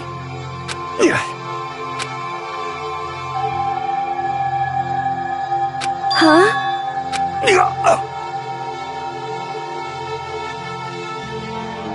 But I want to change.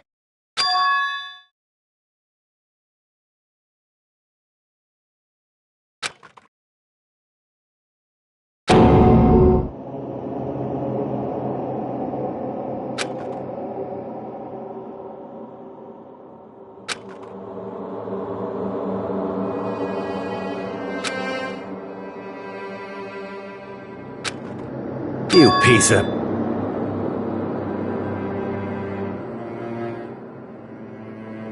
What? What? Huh?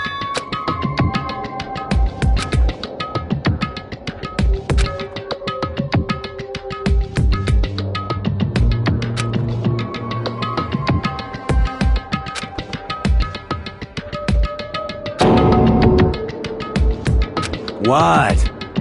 What? No!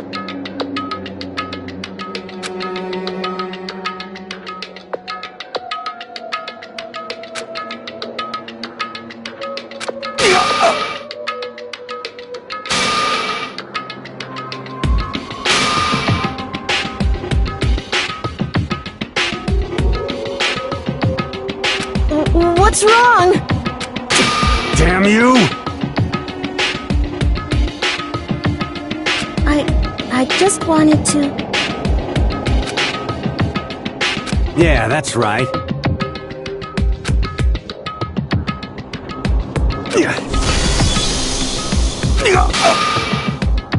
You son of a bitch!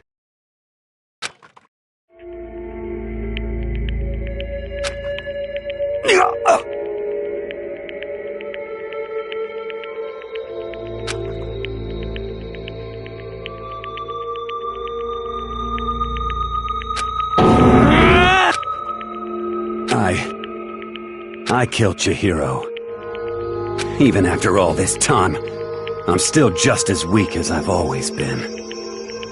And thanks to that, I did something I can never take back.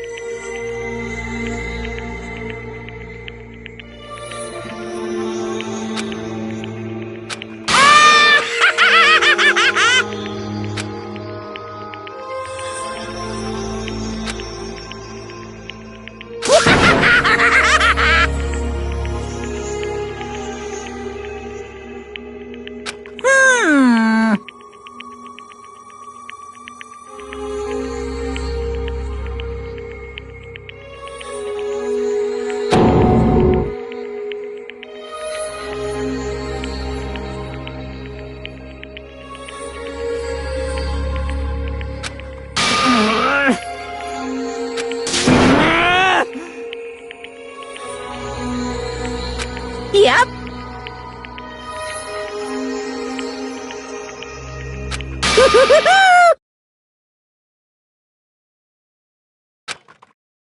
It can't be. Well now, well now, well now, well now.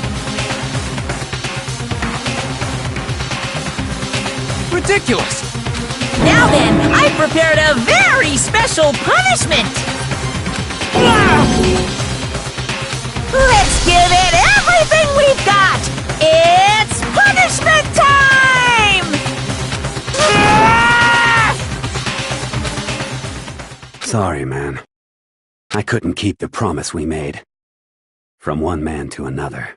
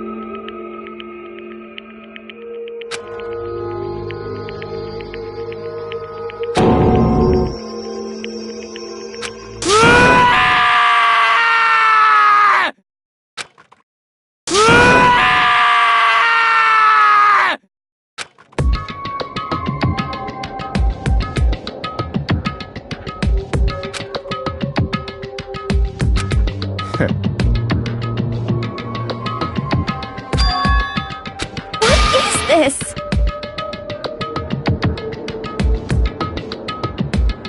Naturally. Hey. However,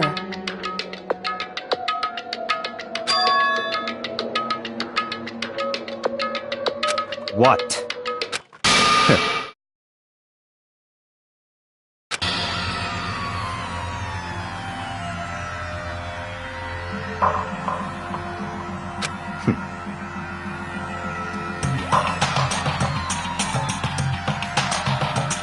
Honestly.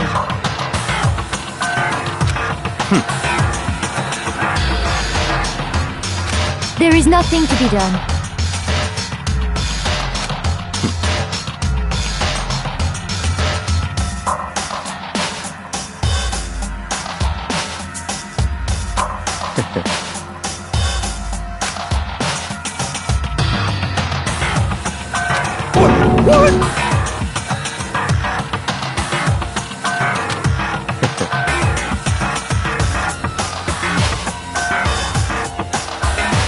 Well... That's right.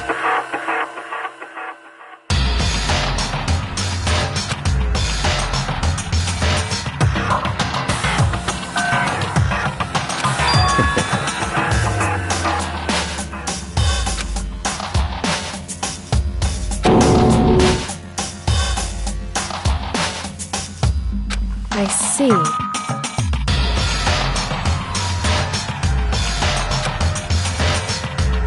But...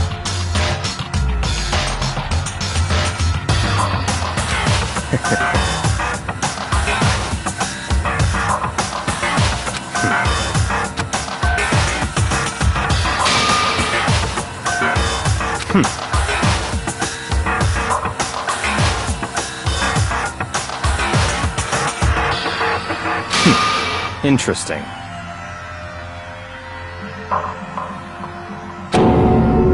Correct. Indeed. Hey. What's this? You...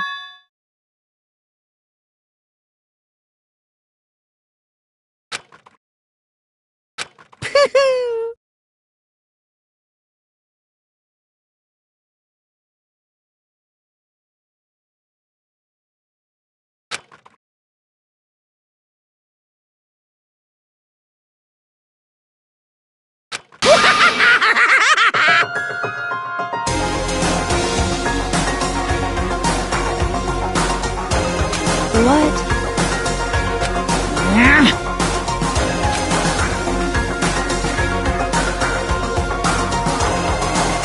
Damn.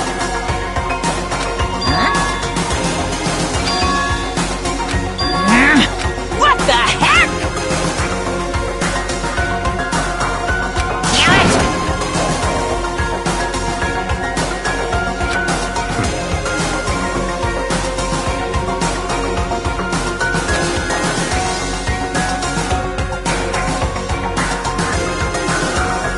Ooh, how exciting! That's enough.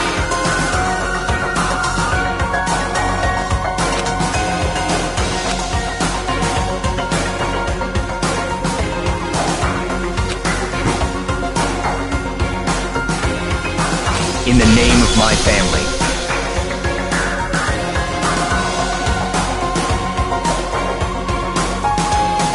You're getting all riled up!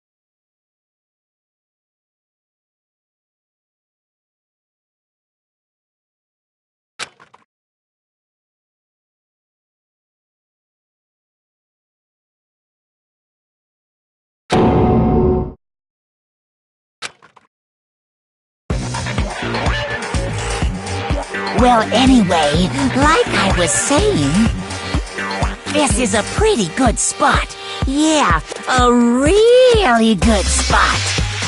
Anyway, isn't it amazing how that girl went and killed someone before things even had a chance to get boring? Once things get moving, it'll be like a roller coaster. There won't be any stopping it. Fear and despair charge forward at a speed nothing can hope to match.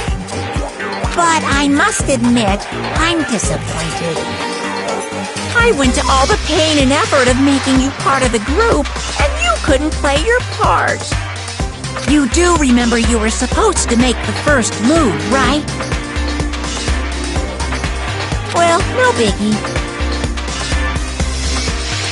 Nothing we can do about it now, so just do your best to make things more exciting from now on, okay? After all, that's what everyone wants to see. As long as you don't want to know my measurements, Fire away!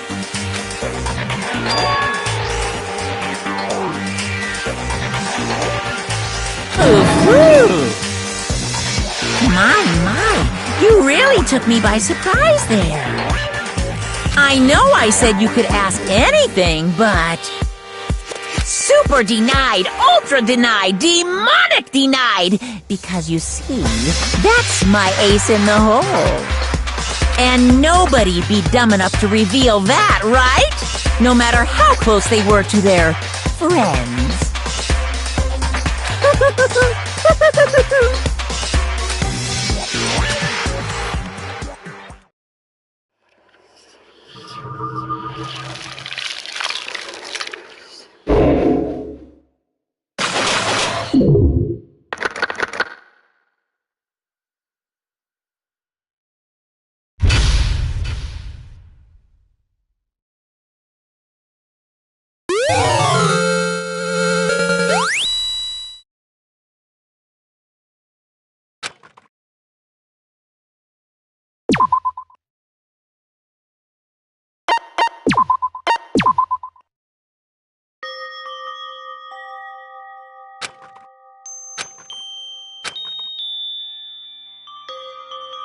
I know I shouldn't cry, but...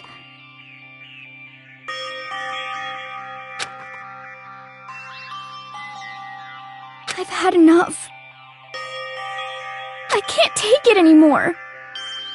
Getting out of here anytime soon?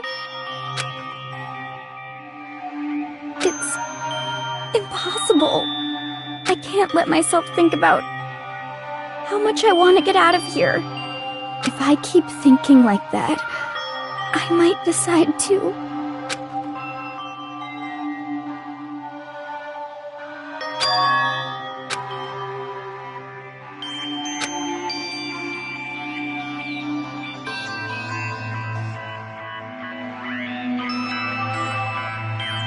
Okay.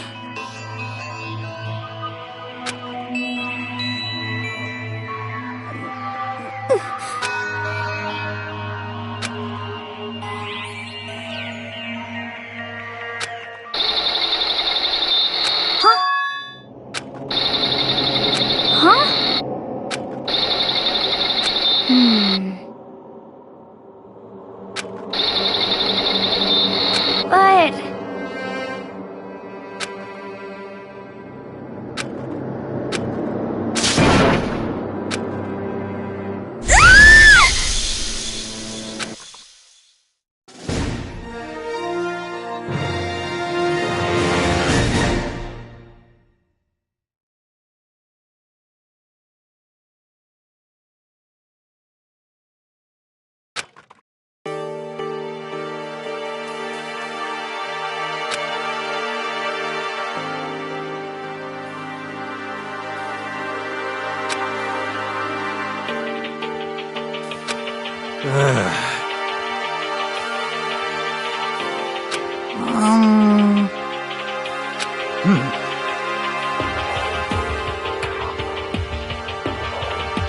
Oh.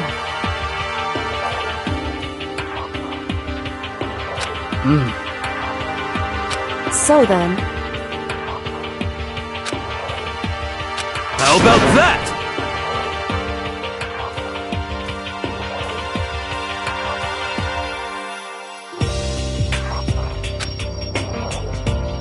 Impossible.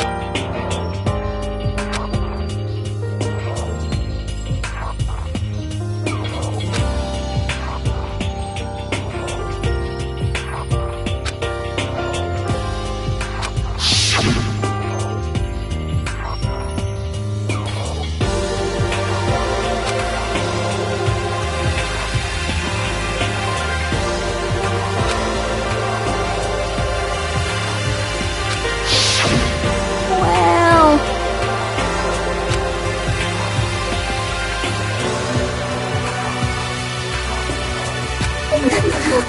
It's like...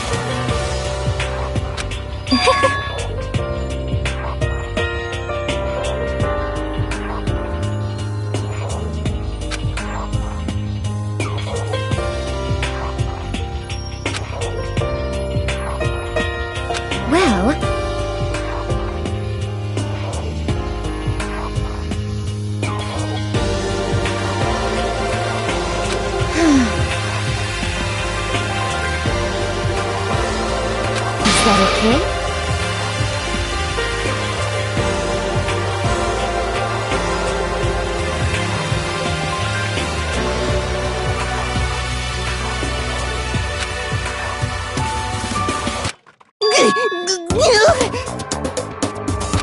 Huh? Here we go!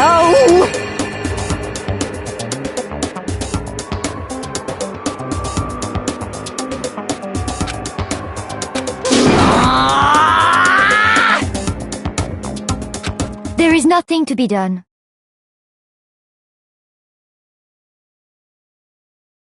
You know?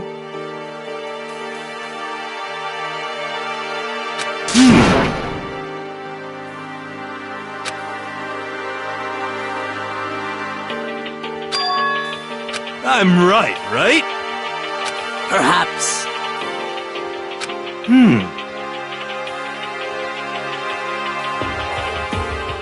Well then.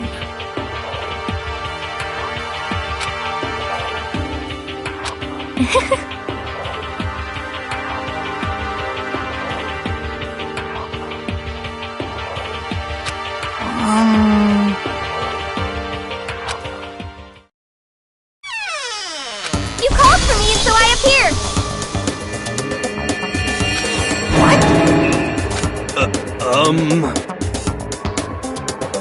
Yes!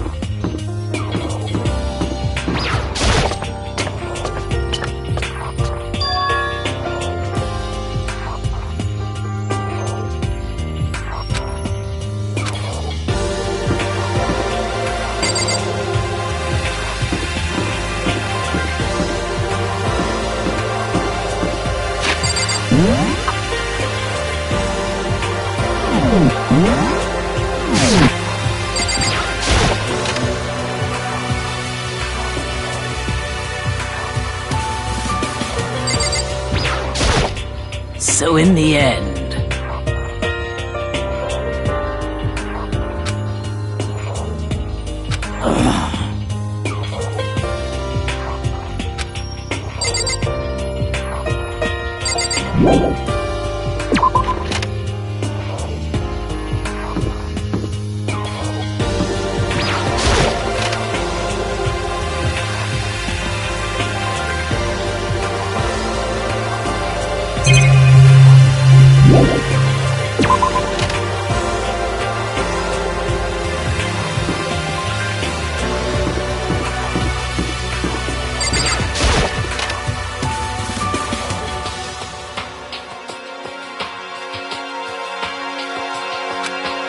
see.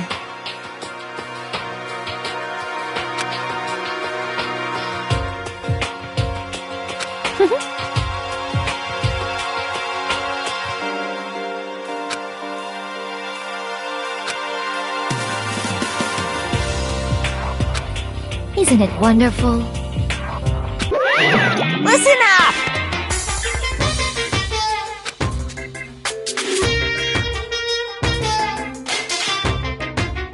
Ba-bum, ba-bum.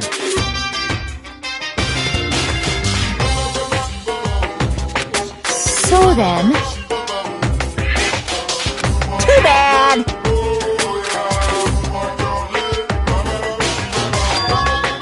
Watch out!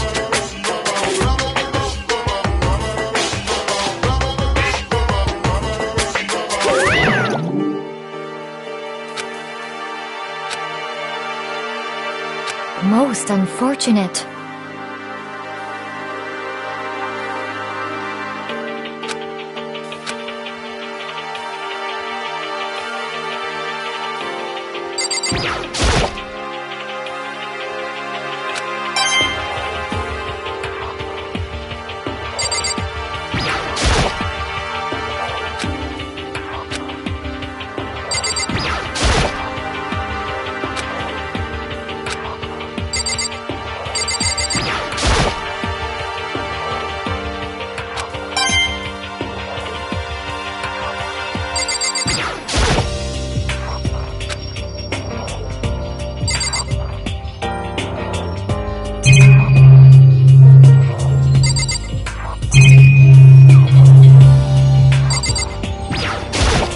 There is nothing to be done.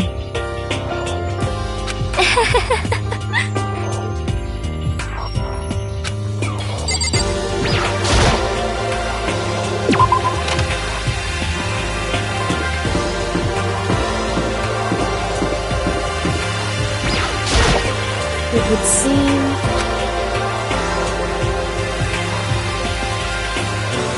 Whew.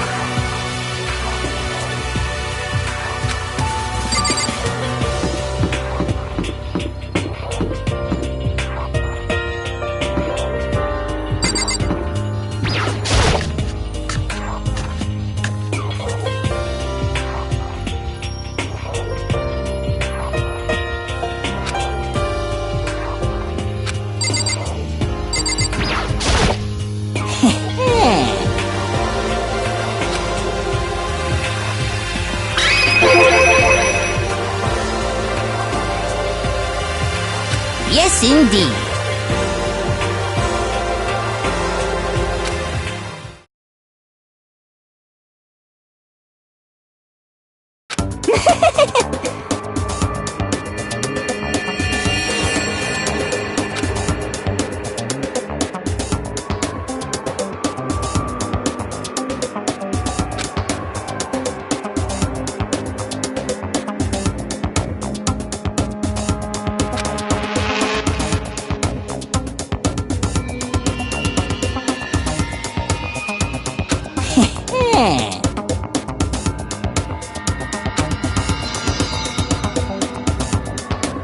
You know nothing!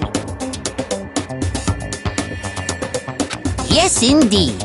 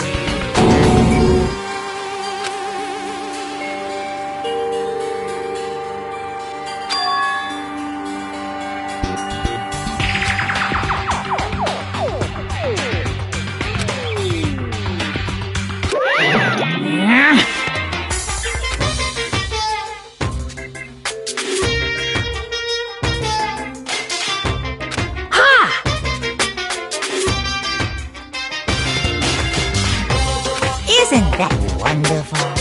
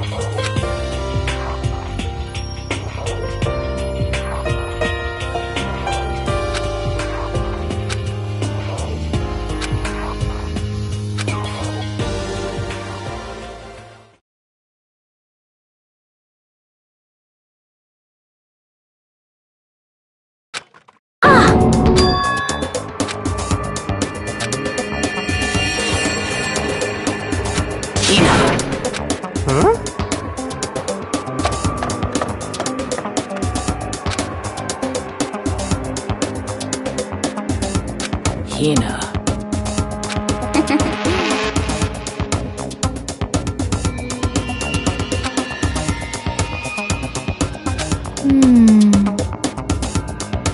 Well...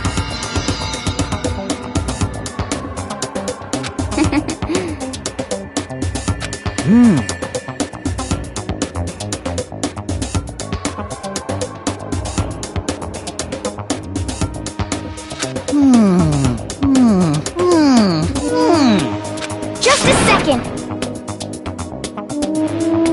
Well, Sorry.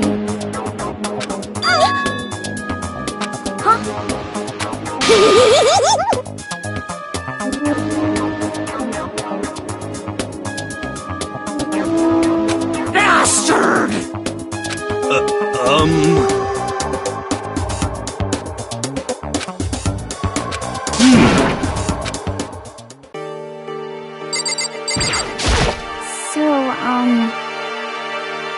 Could it be...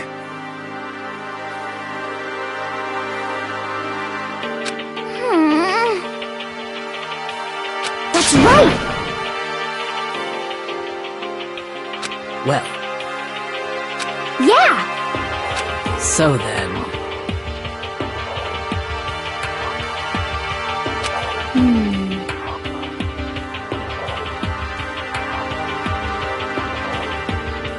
I see.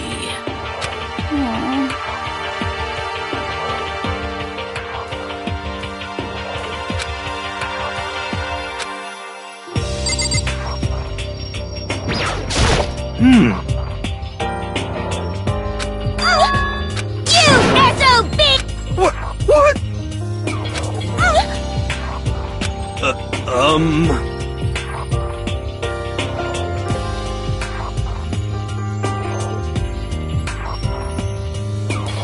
No, no, no, no!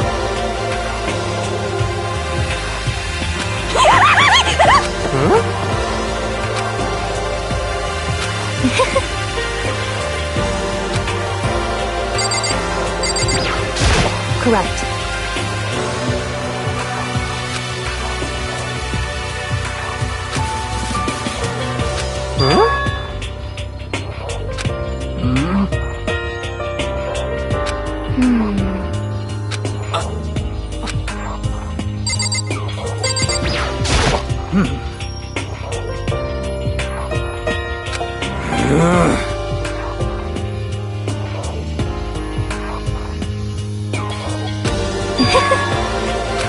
Impossible.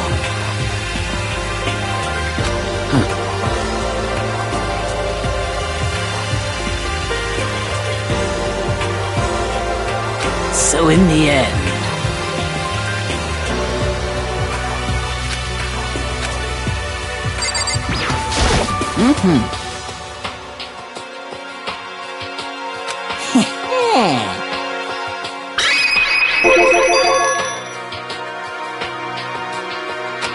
perhaps.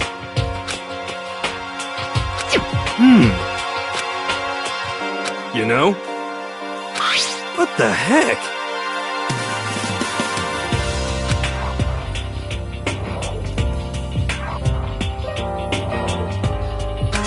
Well... You know nothing!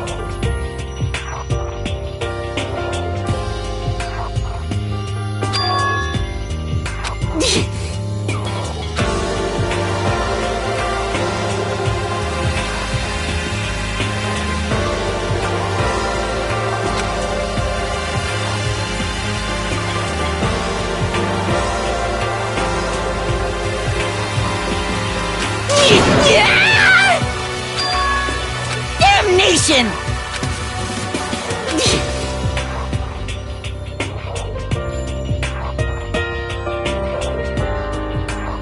Let's see... However... What?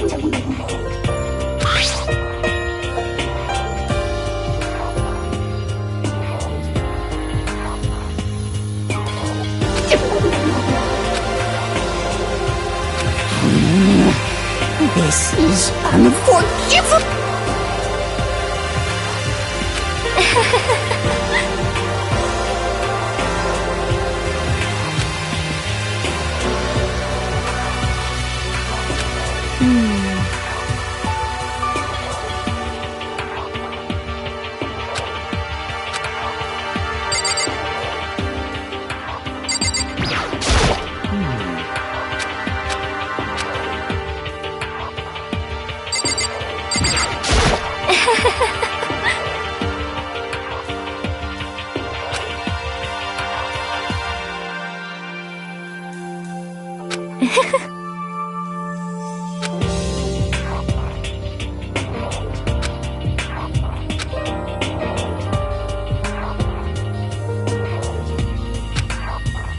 What?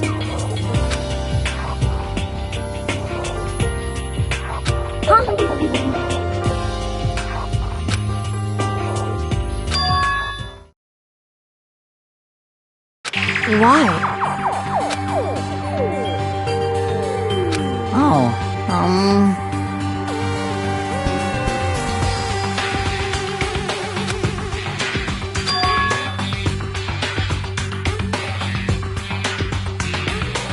Well then.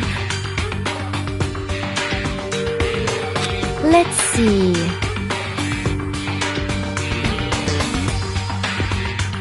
Well...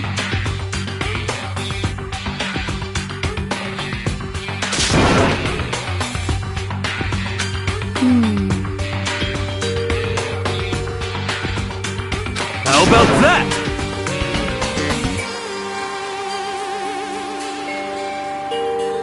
Is that right?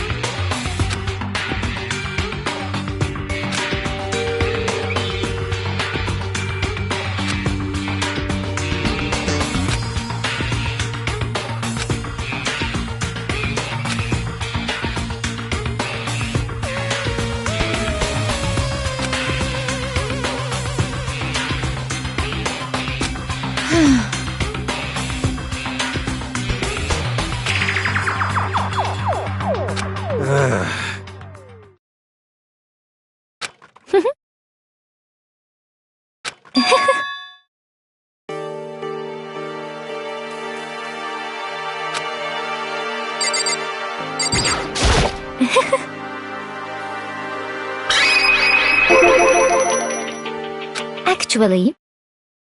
Huh?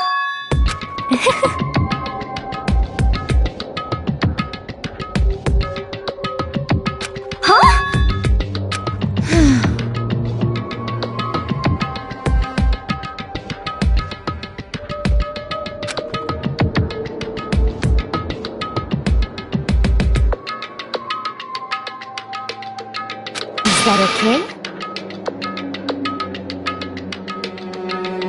Huh? Huh? Oh! Oh!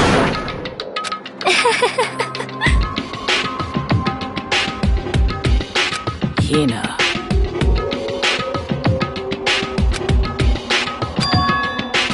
I see. That's it! I'm sure of it! Just a second! But...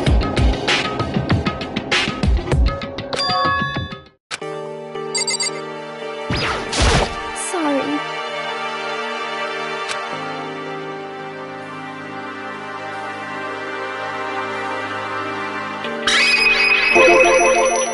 Well...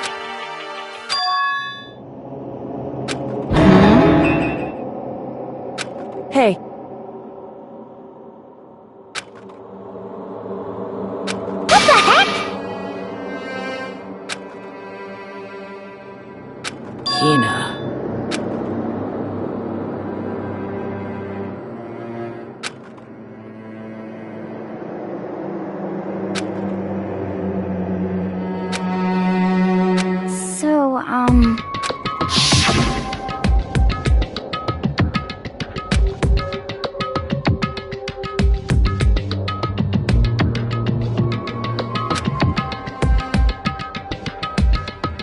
Huh?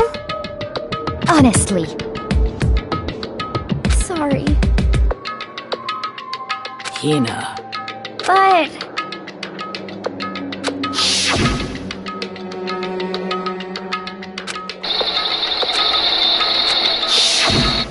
Well...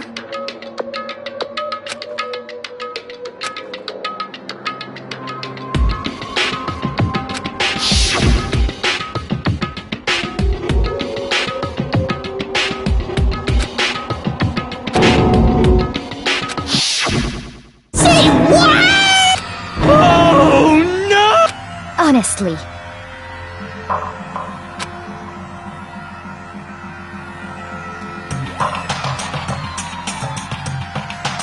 Well then.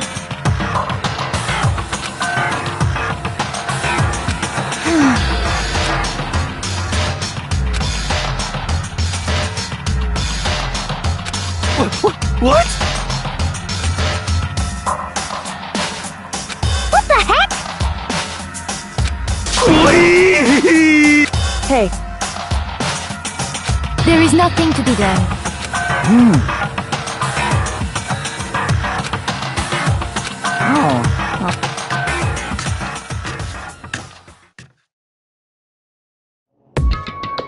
So, Come on, come on. Please! Hina. well...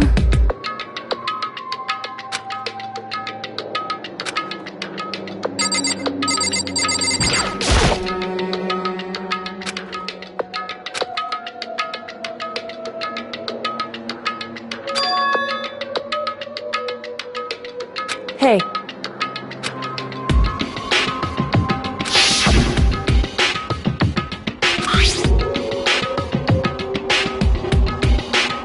So...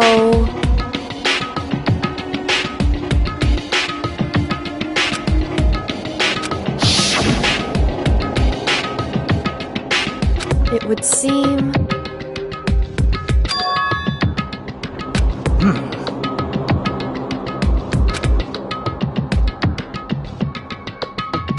Then perhaps...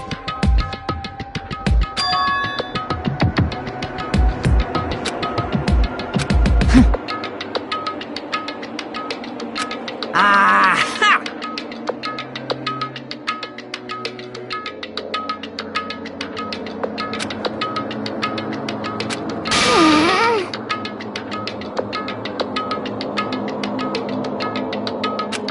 Hey, come on.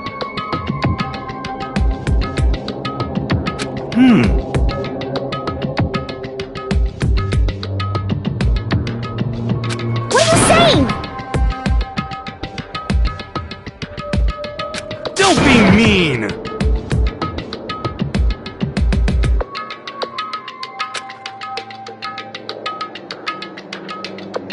In other words... But...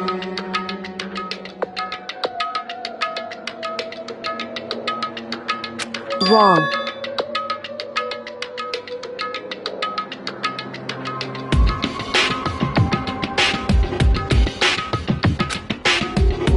Hey.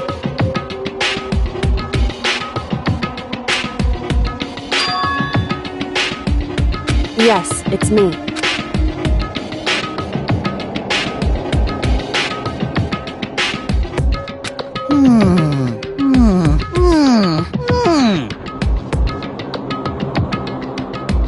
It's true.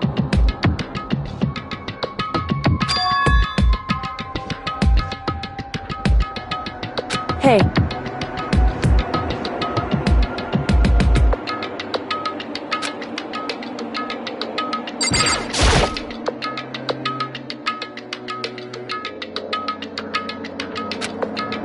So then...